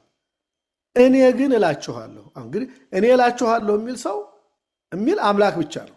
እኔ ግን እላችኋለሁ መግደል ብቻ አይደለም። ወንድሙን አንተ አላዋቂ ደንቆሮ ብሎ የተሳደበ ሰው በገሃነመ እሳት ይፈረድበታል እያለ ይናገራል። ከእናንተ ለቀደሙት ሰዎች እውነት ተናገሩ፣ እውነቱንም ለማስረዳት መማል ትችላላችሁ ተብሎ እንደተጻፈ ሰምታችኋል። እኔ ግን እላችኋለሁ ፈጽሞ አትማሉ። በሰማይም ቢሆን በምድርም ቢሆን በምንም ቢሆን በራሳችሁ ፀጉር እኔ ልሙት እንኳን ብላችሁ በራሳችሁ ቢሆን አትማሉ፣ እኔ እላችኋለሁ እያለ ማለት ነው። በጥንቱ ከእናንተ አስቀድሞ ለነበሩ ሰዎች ወዳጆቻችሁን ውደዱ፣ ጠላቶቻችሁን ጥሉ ተብሎ ተጽፏል። እኔ ግን እላችኋለሁ ጠላቶቻችሁን ውደዱ እያለ ሕግ እየሰራ እናየዋለን ማለት ነው። በዚህ አምላክነቱን እንረዳለን ማለት ነው።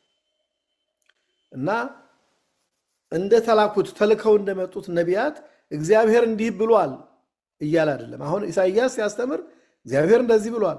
ሕዝቅኤል መጽሐፈ ሕዝቅኤል ስታነቡ ሁሉን የሚችል እግዚአብሔር እንደዚህ ብሏል፣ ጌታ እግዚአብሔር እንደዚህ ይላል እያሉ ነው የሚናገሩት። እሱ ግን እኔ እላችኋለሁ እያለ ሕግ ሰሪ መሆኑን አምላክ መሆኑን እያስረዳ ከተአምራቱ በተጨማሪ ማለት ነው ከሚያደርጋቸው ድንቅ ስራዎች ከተአምራቱ በተጨማሪ አምላክነቱን እያስረዳ ነው ያስተማረው። በዚህ እግዚአብሔርን አወቅነው ማለት ነው። እግዚአብሔርን አወቅነው ማለት ስራውን አወቅን፣ ባህሪውን አወቅን ማለት ነው። ግን በሙላት አይደለም። ቅድም እንዳልኳችሁ መለኮታዊ ባህሪን በሙላት መረዳት አንችልም። ስለዚህ በጌታችን በመድኃኒታችን በኢየሱስ ክርስቶስ በኩል ረቂቁ የማይታየው እግዚአብሔር የሚታይ ሆነ።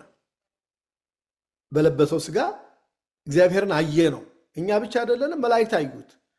መላእክት ጌታችን እስከሚወለድ ዘመን ድረስ መላእክት እግዚአብሔርን አይተው አያውቁ። ክብሩን እያዩ ነው ዝም ብሎ የሚሰግዱት። ብርሃኑን እያዩ ነው ዝም ብሎ የሚሰግዱት። ድምፁን እየሰሙ ዝም ብለው ይሰግዳሉ እንጂ እግዚአብሔርን አይተው አያውቁም። ከመቤታችን ከቅድስት ድንግል ማርያም ስጋ ለብሶ በአጭር ቁመት በጠባብ ደረት በተገለጠ ጊዜ እግዚአብሔርን አዩት፣ አይተው አወቁት፣ እናም ሰገዱለት።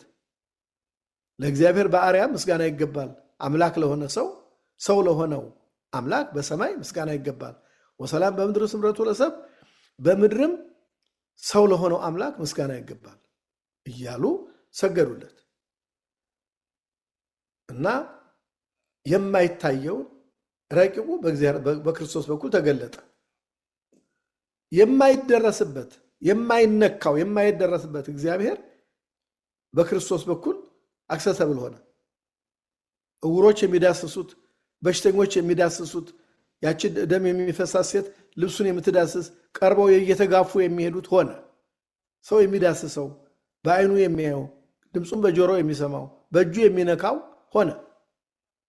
እንዲያውም በመጨረሻ አይሁድ ይዘው ሰቅለው ቸንክረው እስከ መግደል ደረሱ ማለት ነው። የሚዳሰስ የሚጨበጥ የሚታይ ሆነ። የማይታወቀው ረቂቁ እግዚአብሔር የማይታወቀው ሊታወቅ የማይችለው እግዚአብሔር የሚታወቅ ሆነ። ምክንያቱም ፊልጶስ ምን አለው ጌታችንን? አብን አሳየንና ይበቃናል፣ እስካሁን ብዙ ነገር ነግረህናል አለው ሐዋርያው ፊልጶስ።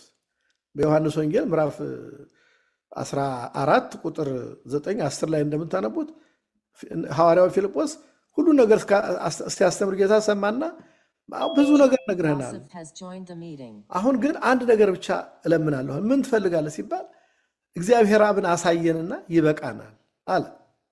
ከዛ ጌታ ምን አለው? ፊልጶስ ይሄን ያህል ዘመን ካንተ ጋር ስኖር አላወቅከኝም እንዴ? እኔና አብ እኮ አንድ ነን። እኔን ያየ እኮ አብን አየ ማለት ነው። እኔ በአብ አለሁ፣ አብን በእኔ እኮ አለ። አላወቅከኝም እንዴ ብሎ አስገረመው ፊልጶስን ማለት ነው። ስለዚህ እግዚአብሔር ተገልጦ አየ ነው፣ አወቅ ነው ማለት ነው። አሁን በኋላም ወደ ማወቅ ትምህርት ስንመጣ እንግዲህ በዚህ በኩል እንዴት አድርገን እንደምንሄድ ነው የምናየው። ስለዚህ አሁን ወደዚህ ትምህርት ስንገባ እግዚአብሔር ለማወቅ ስንፈልግ መሰረታችን ምንድነው ማለት ነው? መሰረታችን ምንድነው? እግዚአብሔር ራሱን የገለጠ መሆኑን ማመን ነው አንዱ። እግዚአብሔር ራሱን ለሰው ልጆች በተለያየ ጊዜ የገለጠ መሆኑን ማመን ነው። በአንጻሩ ግን ደግሞ እግዚአብሔርን አውቀዋለሁ ብሎ ደግሞ እንዳይታበይ ሰው እግዚአብሔርን በባህሪው ማወቅ አትችልም። እሱ ወዶ ፈቅዶ ስለ ፍቅሩ፣ ስለ ቸርነቱ፣ ሰውን ስለ መውደዱ፣ ሰውን ወደ እሱ ለማቅረብ በመፈለጉ ራሱ የገለጠው ነው እንጂ በአንተ ብቃት በአንተ እውቀት ተመርምሮ የተደረሰበት አይደለም። እሱ ብቻ አይደለም እግዚአብሔር። እንደውም ከቅዱሳን አባቶቻችን አንዱ ምን ይላል? እግዚአብሔር በእኔ አእምሮ ተመርምሮ የሚታወቅ ከሆነማ ምኑን አምላክ ሆነው የእጅ ስራ ሆነ እንጂ ይላል። ምክንያቱም መርምረን የምናውቀው ከሆነ ከኛ እንዳንዱ ከፍጥረታት እንዳንዱ ነው ማለት ነው። እና እነዚህን ባላንስ ማድረግ አለብን ማለት ነው። ስለዚህ ሁለት ነገሮች ላይ ፎከስ ማድረግ ትኩረት ማድረግ አለብን። አንደኛ ለቤተ ክርስቲያን የተሰጠውን የእግዚአብሔርን መገለጥ በቅድስና መቀበል ነው አንዱ። ለቤተ ክርስቲያን የተደረገላትን ለቤተ ክርስቲያን የተሰጣትን የእግዚአብሔርን መገለጥ እግዚአብሔር ራሱን ለቤተ ክርስቲያን በገለጠበት መንገድ ይህንን በቅድስና መቀበል ነው። ቅዱስ ሆነን ራሳችንን በቅድስና አንጸን መቀበል ነው አንዱ። ሁለተኛው ደግሞ እግዚአብሔር በዚህ በገለጠልን መንገድ ስናውቀው እግዚአብሔርን እሱ በገለጠልን መንገድ ስናውቀው ደግሞ በትህትና እሱን ለማምለክ መሆን አለበት። እሱን ለማምለክ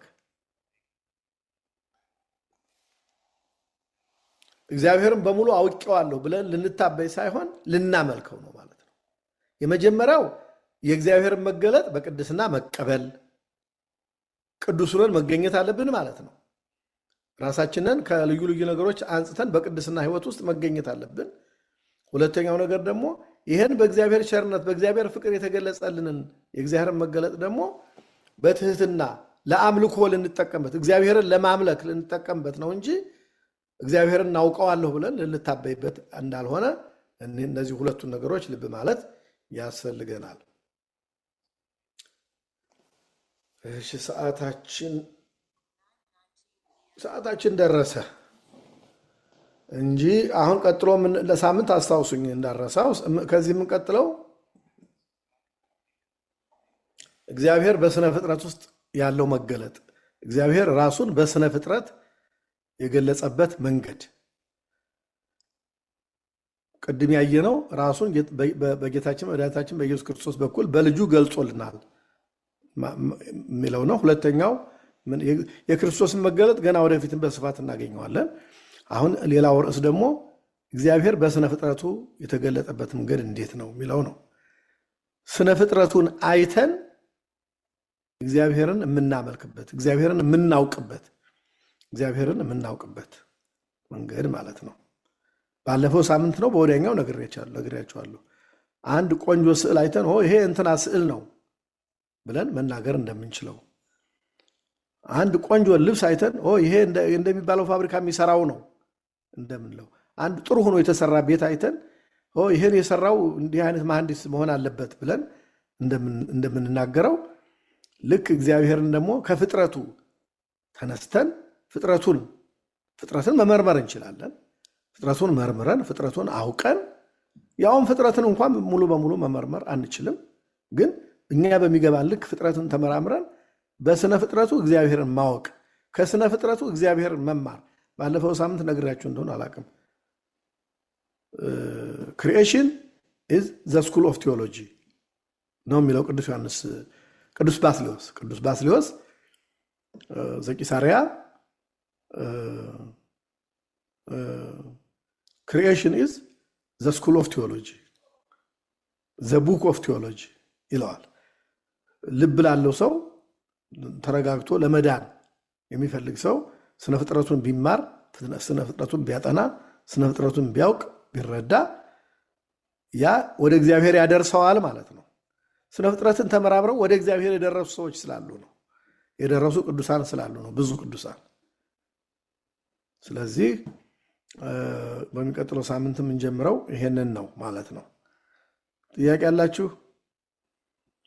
ጥያቄ አለ? የኔታ እኔ አንድ ጥያቄ አለኝ። እግዚአብሔር ቢገለጽልን ለማምለክ እንጂ እንዳንታበይ መጠንቀቅ አለብን ያሉን አይደል? አሁን ቢገለጥልን ለሌላም ሰው ለማስተማሪያ ሊሆን አይችልም ነው ወይስ ለራሳችን ብቻ ነው የሚሆን? እንዳንታበይ ማለት ምንድን ነው?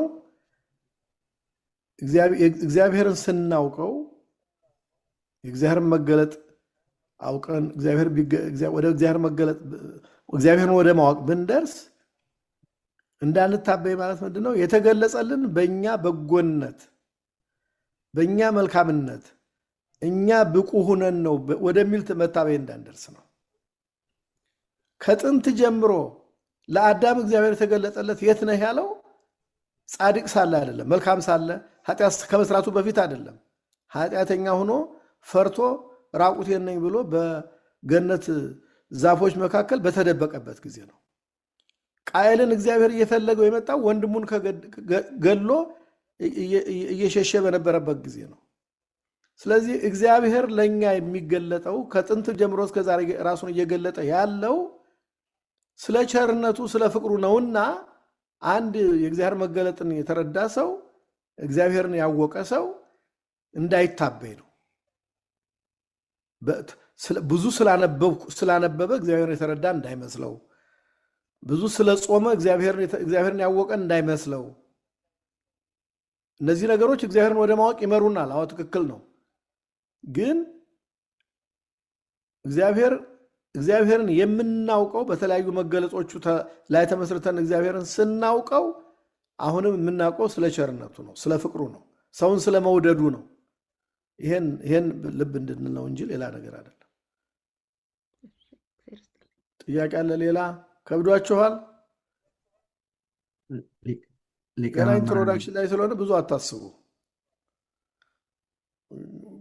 ወደፊት እየተብራራ እየተፈታታ ይሄዳል። ያችን አንዲት ኖት አንድ አረፍተ ነገር ልኬላችሁ ነበር። ቅድም አይታችኋታል? ቴሌግራም ላይ ያለችውን አይታችኋታል? እስቲ ሁላችሁም አሁን ማየት ትችላላችሁ? እስቲ ሁላችሁም ይሁንና ምን እንደተረዳችሁ ንገሩኝ። እግዚአብሔርን ስለማወቅ ነው ሐሳቡ።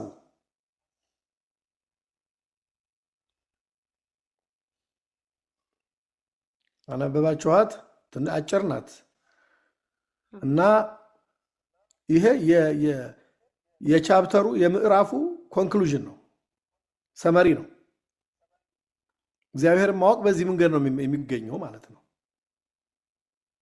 እስቲ ማን ነው የሚያነብልን? እኔ እጄ ላይ የለም አሁን እሱ። እሺ The knowledge of God begins with revelation, matures through faith, is nourished by the holy mysteries, deepened through prayer and ascetic struggle, illumined by the Holy Spirit, and perfected in loving communion with the Holy Spirit, with the Holy Trinity. በቃ እግዚአብሔርን ማወቅ በዚህ መንገድ ነው የሚቻለው ነው። በቃ በአንድ ነገር ብቻ አይደለም፣ በአንድ መንገድ አይደለም እግዚአብሔርን የምናውቀው። የመጀመሪያው መገለጥ ነው። እሱ ሊገልጽልን ይገባል። ሬቨሌሽን አሁን እንደጀመርነው በልጁ በኩል በተፈጥሮ በኩል በምን እያልን የምንመጣባቸው በኋላ ግን ደግሞ እሱ መገለጡ ብቻ አይበቃም። በእምነት መቀበል ይፈልጋል፣ ፌዝ ይፈልጋል። ሶስተኛው ምንድነው? ከዛ ከፌዝ በኋላ ስሩ ፌዝ ሶስተኛው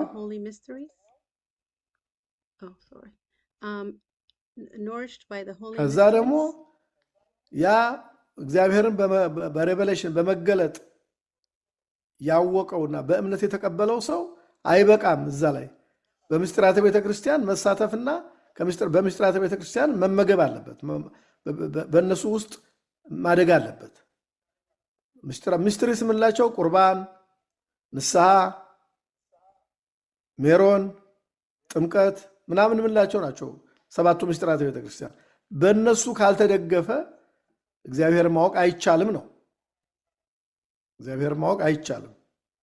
ስላመነ ብቻ እግዚአብሔር ማወቅ አይችልም ሰው። እግዚአብሔር በሬቨሌሽን መገለጹንም በማወቁ ብቻ እግዚአብሔርን አያውቅም ሰው። በሚስትሪስ ውስጥ ማለፍ አለበት ነው። ከዛ አራተኛው ያ ከዛ ቀጥሎ ደግሞ በጸሎት ጥልቀት እንዲኖረው ማድረግ አለበት። ያ እግዚአብሔርን የማወቁ ጉዳይ በጸሎት የሚታገዝ ነው እንጂ ከጸሎት የተለየ ህይወት እግዚአብሔርን ወደ ማወቅ አያደርስም ማለት ነው። ከዛ እነዚህ አሴቲክ ስትራግል የምንላቸው በመጽሐፍ ቅዱስ ወይም ደግሞ በቤተክርስቲያናችን ቋንቋ ተጋድሎ የምንላቸው ነው። ገድል የምንለው ነው። ገድል መታገል፣ መጋደል፣ ከስጋ ፈቃድ ጋር መጋደል፣ መዋጋት፣ ከሰይጣን ጋር መዋጋት፣ ከዓለም ጋር መዋጋት እና አሸናፊ ሆኖ መውጣት ነው። እነዚህ አሴቲክ ተጋድሎ ማለት ነው። ወይም ደግሞ ገድል የምንለው ነው። የተክለ ሃይማኖት ገድል፣ የገብረ መንፈስ ቅዱስ ገድል፣ የጊዮርጊስ ገድል የምንለው በህይወታቸው ሳሉ ከዓለም ከሰይጣን ከመናፍቃን ጋር ተዋግተው ያተረፉትን ድል ነው የምንተርከው። ይሄ ለነ ቅዱስ ጊዮርጊስ ለነ አቡነ ተክለ ሃይማኖት ብቻ የተተወ ሳይሆን ለእያንዳንዱ ክርስቲያን የተሰጠ ስራ ነው። ስለዚህ እግዚአብሔርን በሚገለጥባቸው መንገዶች የተረዳ ሰው፣ እሱም በእምነት የተቀበለ ሰው፣ በምስጢራተ ቤተክርስቲያን ኖሪሽድ ያደረገ ሰው፣ በጸሎት ጥልቀት እንዲኖረው ያደረገ ሰው ቀጥሎ ደግሞ መጋደል አለበት። እዚህ ደረጃ ላይ ደርሶ መሸነፍ አለ፣ መልሶ መውደቅ ይኖራል። ስለዚህ ሁልጊዜ ይሄ በትጋት የሚደረገው ተጋድሎ ገድል ያስፈልጋል ማለት ነው። የክርስትና ህይወት የጦርነት የውጊያ የተጋድሎ ህይወት ነው። ምክንያቱም በውስጣችን አብሮ ያለ የስጋ ፈቃድ የሚባል አለ። እኛን ወደ ዓለም ወደ ኃጢአት የሚስብ የሚጎትት ለኃጢአት የተመቸ ማንነት አለ በውስጣችን። ሁለተኛ ሰይጣን የሚባል ትልቅ ጠላት በአይን የማይታይ ረቂቅ ተዋጊ ኃይል አለ። ሶስተኛ ዓለም የሚባል ሲስተም አለ። ዓለም የምንለው ሲስተሙን ነው። ሲስተም አለ ሰውን ወደሱ የሚስብ የሚጎትት ከእግዚአብሔር መንገድ የሚያወጣ ማለት ነው። ስለዚህ ሰይጣን አለ፣ የስጋ ፈቃድ አለ፣ ዓለም አለ፣ ስጋ ፈቃድ አለ፣ ሰይጣን አለ፣ ደግሞ ኃጢአት አለ። ኃጢአት ውጤቱ ነው። እነዚህ ሁሉ ስላሉ ዝም ብሎ አምኛለሁ በእግዚአብሔር እየቆረብኩ ነው እየጸለይኩ ነው ብሎ ብቻ መቀመጥ አይበቃም ማለት ነው። ተጋድሎ ይፈልጋል ማለት ነው። ይበልጥ ተጋድሎ፣ ምክንያቱም ተጋድሎው በየዕለቱ የሚቀያየር ነው። የቅዱስ ጊዮርጊስን ገድል አንብባችሁ ከሆነ ዛሬ ጦር ያዘጋጁለታል፣ በጦር ይወጋል። ነገ ደግሞ መጋዝ ይዘጋጅለታል፣ በመጋዝ ይሰነጠቃል። ከነገ ወዲያ ደግሞ ሌላ መንኮራኩር ይዘጋጅለታል። ከዛ ደግሞ በፈላ ነገር፣ ከዛ ደግሞ ወደ እስር ቤት ይጣላል። በየቀኑ አዳዲስ የመዋጊያ መሳሪያ እያዘጋጁ እያስፈራሩ በዛ እየቀጡ 3 ጊዜ ሞቶ 3 ጊዜ ተነስቶ ነው ሲጋደል የኖረው 7 ዓመት ሙሉ እና የእኛም ተጋድሎ በየቀኑ ዛሬ ሰይጣን የሚያቀርብልን ፈተና ነገ ላይደገም ይችላል። ሌላ ደግሞ በሌላ መንገድ ይመጣል። የስጋ ፈቃዳችን ዛሬ ትዕግስት በማሳጣት የሚፈትነን ከሆነ ነገ ደግሞ በዝሙት ይፈትነናል። ከነገ ወዲያ ደግሞ ሐሰት እንድንናገር ማድረግ ሊፈትነን ይችላል። ስለዚህ ሁልጊዜ ተጋድሎ የምንለው ይሄ ህይወት ያስፈልጋል ማለት ነው። ከዛ ቀጥሎ ከዛ የመንፈስ ቅዱስ ኢንላይትንመንት ያስፈልጋል። የመንፈስ ቅዱስ አብርሆት ያስፈልጋል ማለት ነው። መንፈስ ቅዱስ ካላገዘን የመንፈስ ቅዱስ አብርሆት ኢንላይትንመንት ካልተጨመረበት እግዚአብሔር ማወቅ አይቻልም ማለት ነው። ከዛ የመጨረሻው ደግሞ በቤተ ክርስቲያን ህብረት ሲኖረን ነው። ሰው ከቤተ ክርስቲያን ውጭ ሆኖ እግዚአብሔር ማወቅ አይችልም። የፈለገ ቢያነብ የፈለገ ቢል ከቤተ ክርስቲያን ህብረት ከቤተ ክርስቲያን አንድነት ከተለየ ከባህር የወጣ አሳ ማለት ነው። ከባህር የወጣ አሳ ማለት ነው እና ከቤተ ክርስቲያን አንድነት ሳይለይ የሆነ እንደሆነ ሰው እያደገ ምን ይሆናል? እግዚአብሔርን ያውቃል ማለት ነው። ይሄ ሁሉ ዓላማችን ምን ለማድረግ ነው? እግዚአብሔርን ለማወቅ ነው። እግዚአብሔርን ለማወቅ ስለ እግዚአብሔር ለማወቅ ሳይሆን እግዚአብሔርን ለማወቅ። እንዲህ ባደረግን ቁጥር እግዚአብሔርን እያወቅ ነው እንመጣና ከሱ ጋር ህብረት ይኖረናል። ከሱ ጋር ግንኙነት ይኖረናል። አጥብቀን ከያዝነው ጉዳዩን እግዚአብሔር ጋር እኛ ኃጢአተኞችንም እግዚአብሔር ወደ መነጋገር ይሄዳል። አዳም ወዴት ነህ እንዳለው ገብረ ማርያም ወዴት ነህ፣ ወለተ ማርያም ወዴት ነሽ ወደሚለው መልእክት እንደርሳለን። እግዚአብሔር ቸር ስለሆነ በቸርነቱ ከእግዚአብሔር በቀጥታ መልእክት ወደ መቀበል እንደርሳለን ማለት ነው። ከዛ ደግሞ ቀስ እያልን ደግሞ ሌሎች ነገሮች መጀመሪያ ምናልባት የእግዚአብሔር መልእክት የምንቀበለው በመላእክት በኩል ሊሆን ይችላል፣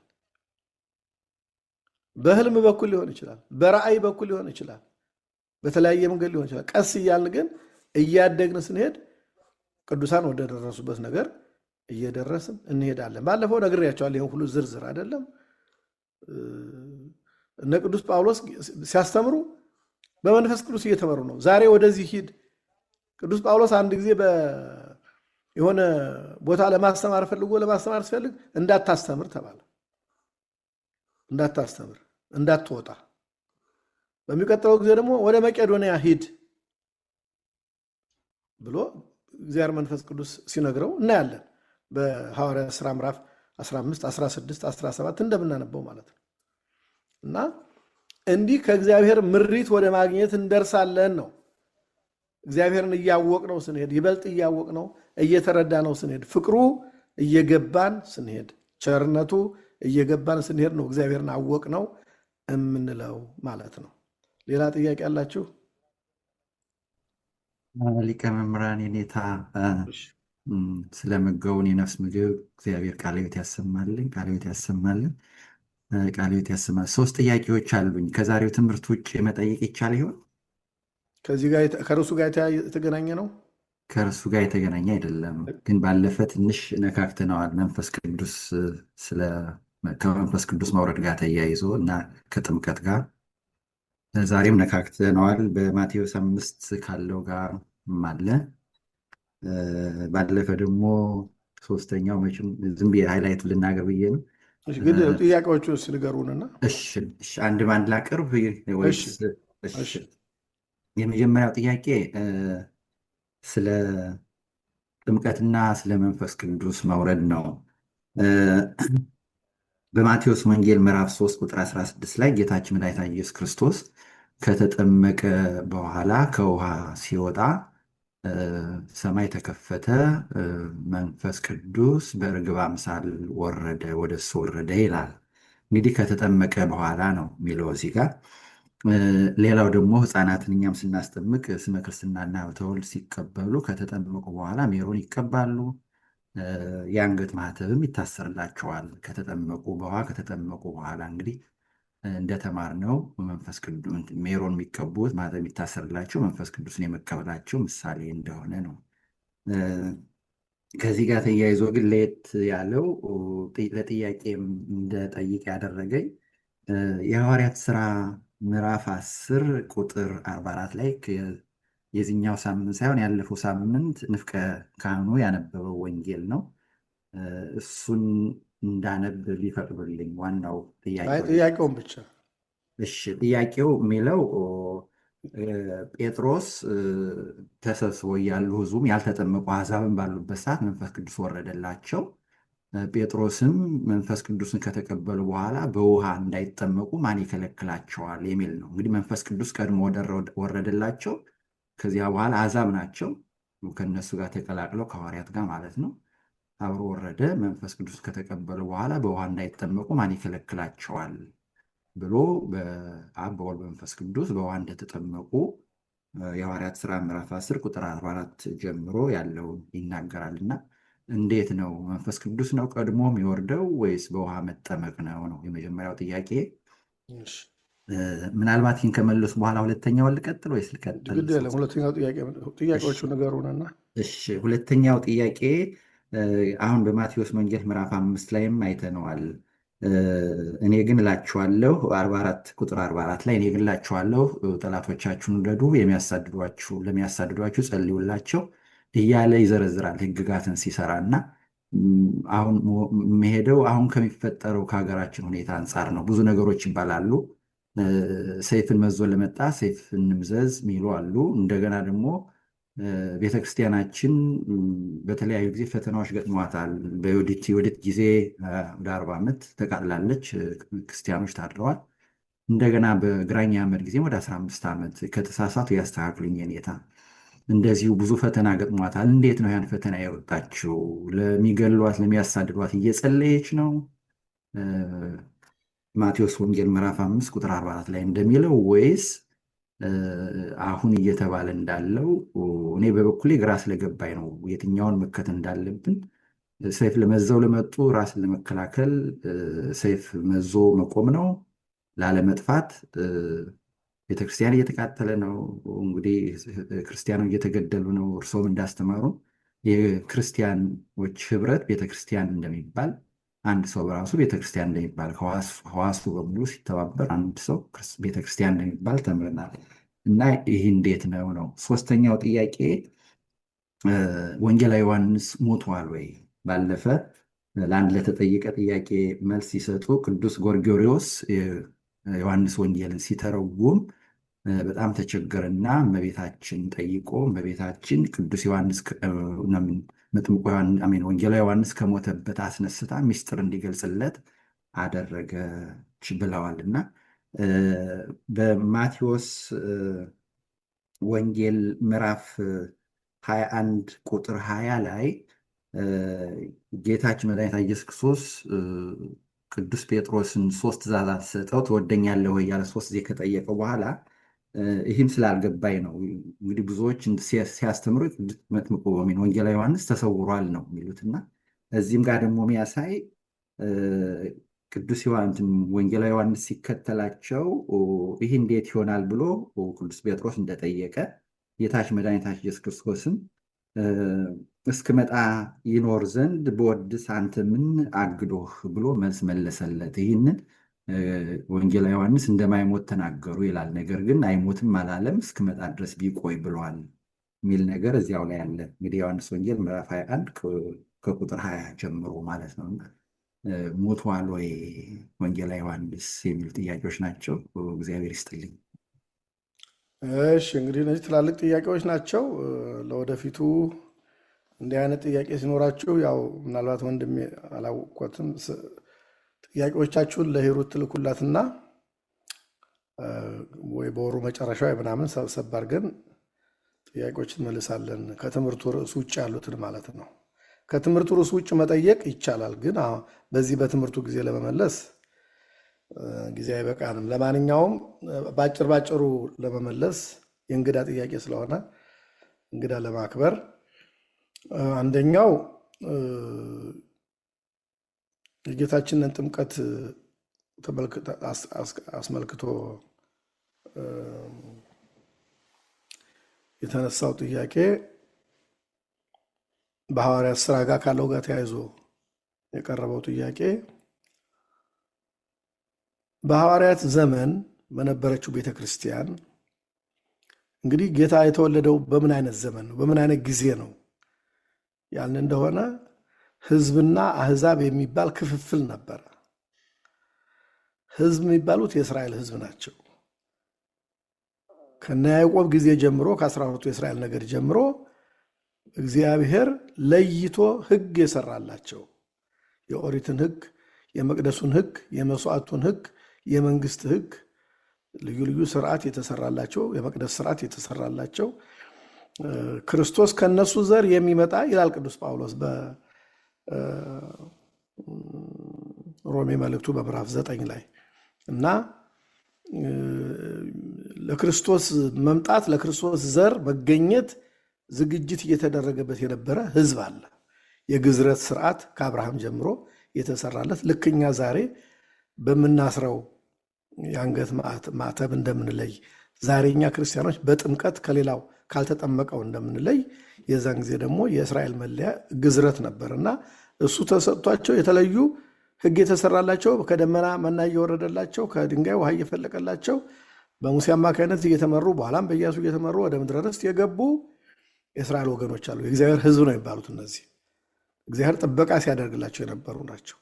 ሌላው ከነዚህ ውጭ ያለው አህዛብ ተብሎ ድንጋዩንም እንጨቱንም ፀሐዩንም እያመለከ የቆየ ህዝብ ነው እና ክርስቶስ በተወለደ ጊዜ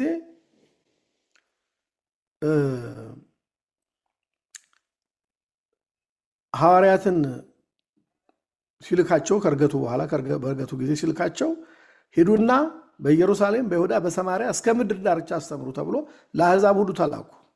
እንዲያውም በተለይ ቅዱስ ጳውሎስን በሐዋርያት ሥራ ምዕራፍ 9 ምዕራፍ 26 እንደምናነበው የአህዛብ ሐዋርያ አድርጌሃለሁ ብሎ ለብቻው ደግሞ የአህዛብ ሐዋርያ ሆኖ ተሾመ። ስለዚህ አሁን ክርስቶስ ለአህዛብ ሲሰበክ አዲስ ነገር ነው።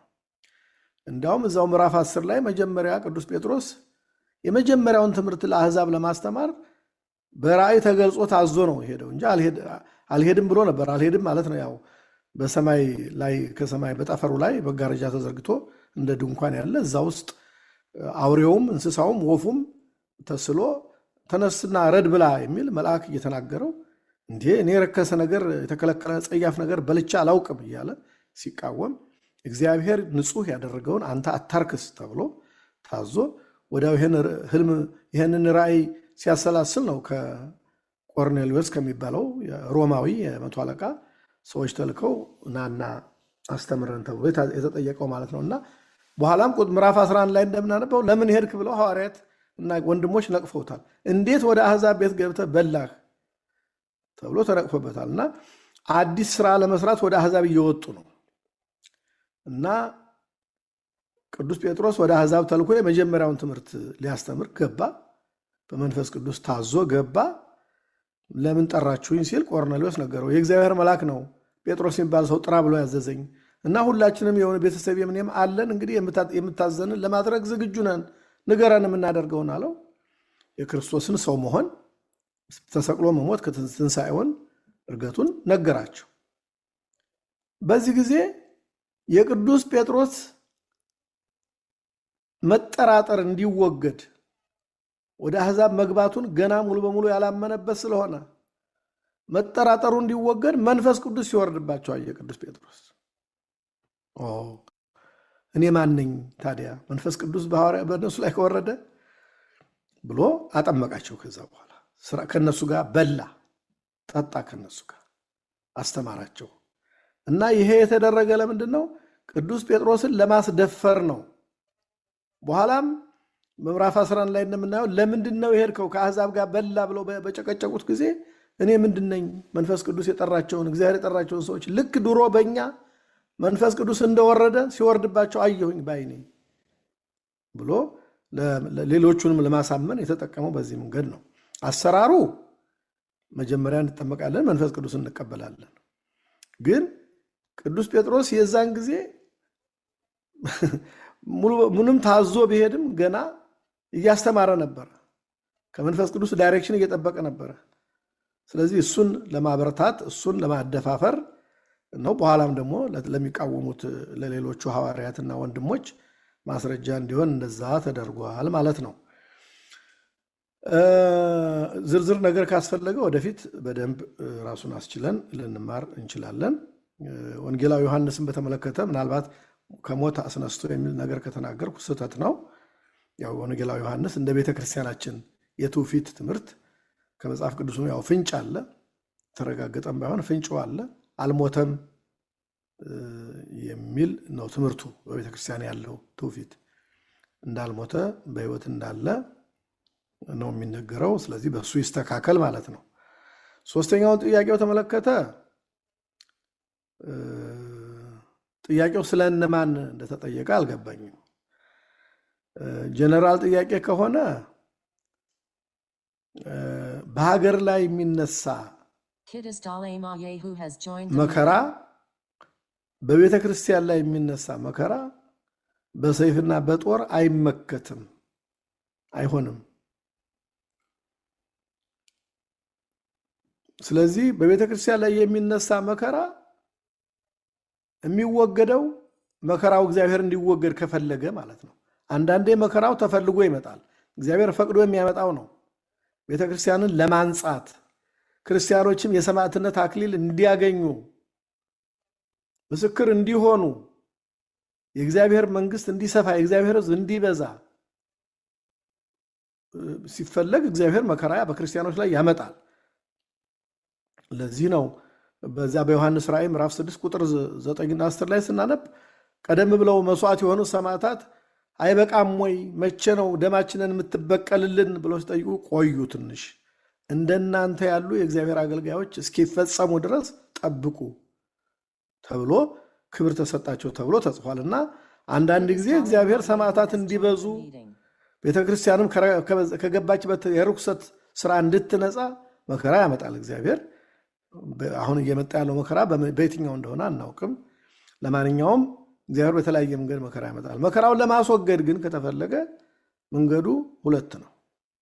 አንደኛው ንስሐ መግባት ነው። ንስሐ መግባት ያስፈልጋል። በኢትዮጵያ ውስጥ በቤተ ክህነቱም በቤተ መንግስቱም ግፍ ተሰርቷል። የሰው ደም ፈሷል። ዓለማዊነት ነግሷል። ካህናት መነኮሳት ሳይቀሩ ዓለማውያን ሆነው ቤት እየቀየሩ መኪና እየቀየሩ ዓለማዊ ኑሮ እየኖሩ ቤተክርስቲያኒቱን አርክሰዋል፣ አስነቅፈዋል። ሁላችንም ካህናት አስነቅፈናል ቤተክርስቲያንን። ምእመናኑም ቢሆን ንስሐ አልገቡም፣ ለእግዚአብሔር አልተገዙም፣ አልታዘዙም። ኮንፈርት ዞን ውስጥ ነበርን። አባቶቻችን ክርስቲያኖች ናቸው፣ ሀገራችን የክርስቲያን ሀገር ናት፣ ምናምናች ቤተክርስቲያናችን ጥንታዊት ናት እያልን ብቻ በቃላት ህዝቡም ንስሐ አይገባም፣ ካህናቱም ንስሐ አይገቡም፣ መነኮሳቱም ንስሐ አልገቡም። አርአያም አልሆንም፣ ምሳሌም አልሆንም፣ መምራትም አልቻልንም ህዝቡን። በዚህ ምክንያት ኃጢአት ከላይ እስከታች ሰልጥኖ፣ ሰይጣን ከላይ እስከታች ሰልጥኖ ቤተክርስቲያን መዘባበቻ መሳለቂያ እስክትሆን ድረስ ኃጢአት በብዛት ተሰርቷል። በቤተ መንግስቱ ባለፉት 40፣ 50፣ 100 ዓመታት ውስጥ ብዙ ደም ፈሷል። የንጹሐን ደም፣ የህፃናት ደም፣ ምንም የማያውቁ ሰዎች ፖለቲካም ውስጥ የሌሉበት ሌላም ውስጥ ነገር የሌሉበት ሰዎች ደማቸው ፈሷል። እግዚአብሔር ለአንድ ሰው ደም ብዙ ዋጋ ያስከፍላል። ስለዚህ ለዚህ መፍትሄው እንደ ግለሰብ ንስሐ መግባት፣ ብሔራዊ ንስሐ መግባት ያስፈልጋል። ቤተክርስቲያን ብሔራዊ ንስሐ መግባት አለባት። ናሽናል ንስሐ መግባት አለባት። ህዝቡም ንስሐ መግባት አለበት። አንዱ መከራውን ሊያስወግደው የሚችለው ይሄ ነው። ሁለተኛው መከራውን ሊያስወግደው የሚችለው ከንስሐው ጋር አብሮ ጸሎት፣ የጸሎት ህይወት፣ የቅድስና ህይወት፣ ከኃጢአት የመንጻት ህይወት ሊኖረን ይገባል። ምክንያቱም በኖህ ዘመን በኦሪት ዘፍጥረት ምዕራፍ 6 ላይ እንደተጻፈው ከዚህ በኋላ በሰው ላይ መንፈሴ አይኖርም ለዘላለም፣ እነሱ ስጋ ናቸውና መንፈሴ በእነሱ ላይ አይኖርም ነው ያለው ጌታ። እኛ አሁን ስጋ ብቻ ሆነናል። የመንፈሳዊነት ኤሌመንት ከውስጣችን ጠፍቷል። በዛ ምክንያት ያ የጥፋት ውሃ መጣና በሙሉ የሰው ዘር ጠፋ ከኖህ ቤተሰቦችና ከኖህ በስተቀር። ምንድን ነው የተባለው? ያ በውሃ መጥፋት የምድር ጥምቀት ተባለ። ምድርን የማንጻት መከራው ምን ተባለ? ጥምቀት። ከጥምቀት አንዱ ከስምንቱ የጥምቀት አይነቶች አንዱ ጥምቀት ምድር በጥፋት ውሃ የተደመሰሰች የጠፋችበት የታጠበችበት ነው። ወአጥመቃ ለምድር በማየ አይህ፣ ምድርን በማየ አይህ አጠመቃት አነጻት ተብሎ ነው የተጻፈ። ስለዚህ አሁን ምድሪቱ መንጻት አለባት፣ በንስሐ በጸሎት በቅድስና ሕይወት መንጻት አለባት። ካለበለዚያ ይቀጥላል ማለት ነው። ይቀጥላል። ይሄን በእስራኤል ታሪክ አይተናል።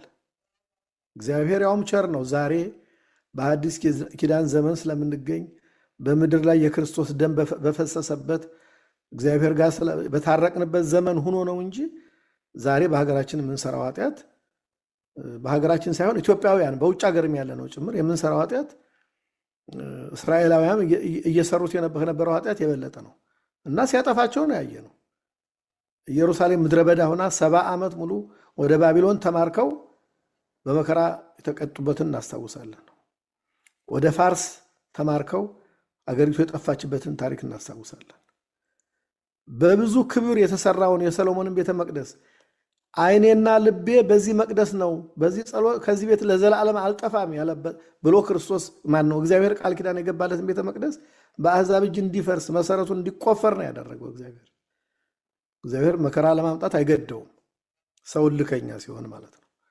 ስለዚህ አሁን በሰይፍና በጦር የሚመለስ መከራ የለም አሁን ኢትዮጵያ ውስጥ። እኔም ማምነው እንደዛ ነው። ለዚህ መሪነቱን መውሰድ ያለባት ቤተክርስቲያን ናት። ቤተክርስቲያንና ልጆቿ ካህናቱ ምዕመናኑ ናቸው መጀመሪያ ኢኒሼቲቭን መውሰድ ያለባቸው። ከቤተ መንግስቱ አንጠብቅም። ቤተክርስቲያን ናት ይሄን መጀመሪያ ኢኒሼቲቭን መውሰድ ያለባት። እንደዛ የሆነ እንደሆነ ምህረት ይገኛል ከእግዚአብሔር። ምህረት ሲገኝ እግዚአብሔር ያስተካክላል። ዲዮቅልጥያኖስን እኮ ማንም አልገደለውም። 40 ዘመን ቤተክርስቲያንን ያቃጠለ በሚሊዮን የሚቆጠሩ ሰማዕታትን የገደለው በቤተክርስቲያን ደወል ጭንቅላቱ ተመትቶ ነው የሞተው። የቤተክርስቲያን ደወል አይኑ ጠፍቶ ሲዞር ደወሉ መትቶት ጭንቅላቱ ተበላሽቶ ነው የሞተው እና እግዚአብሔር ሕጉን የሚያፈርሱትና የክርስቲያኖች እንደሚያፈርሱትን ሰዎች የግድ ጦርና ሰይፍ አስነስቶ ላያጠፋቸው ይችላል። እሱ የሚያጠፋበት ብዙ መንገድ አለው። ያም ባይሆን ደግሞ በሰይፍና በጦር ማጥፋት ከፈለገ ከውስጣቸው ሰው ያስነሳል። ከራሳቸው ውስጥ ሰው ተነስቶ ያጠፋቸዋል። ሰናክሬምን የገደሉት የራሱ ልጆች ናቸው፣ የወለዳቸው ልጆች ናቸው የገደሉት። እና ዞሮ ዞሮ ይሄኛው ነገር ከበድ ያለ ስለሆነ እንዲህ በእኔ መልስና እንትን የሚወሰን ነገር አይደለም። ግን አቅጣጫው እንደዚህ ቢሆን ነው መልካም የሚሆነው። ከትምህርቱ ጋር የተያያዘ ሌላ ጥያቄ ያለው ሰው አለ? ሰዓታችን ሄደዋል። ምናልባት እንዳልወስድባችሁ። እሺ፣ ኔታ ቃለ ሕይወት ያሰማልኝ። ጥያቄው ተመልሶልኛል። ጥያቄ ያላችሁ ሌላ ከትምህርቱ ጋር የተያያዘ የማይታለፍ?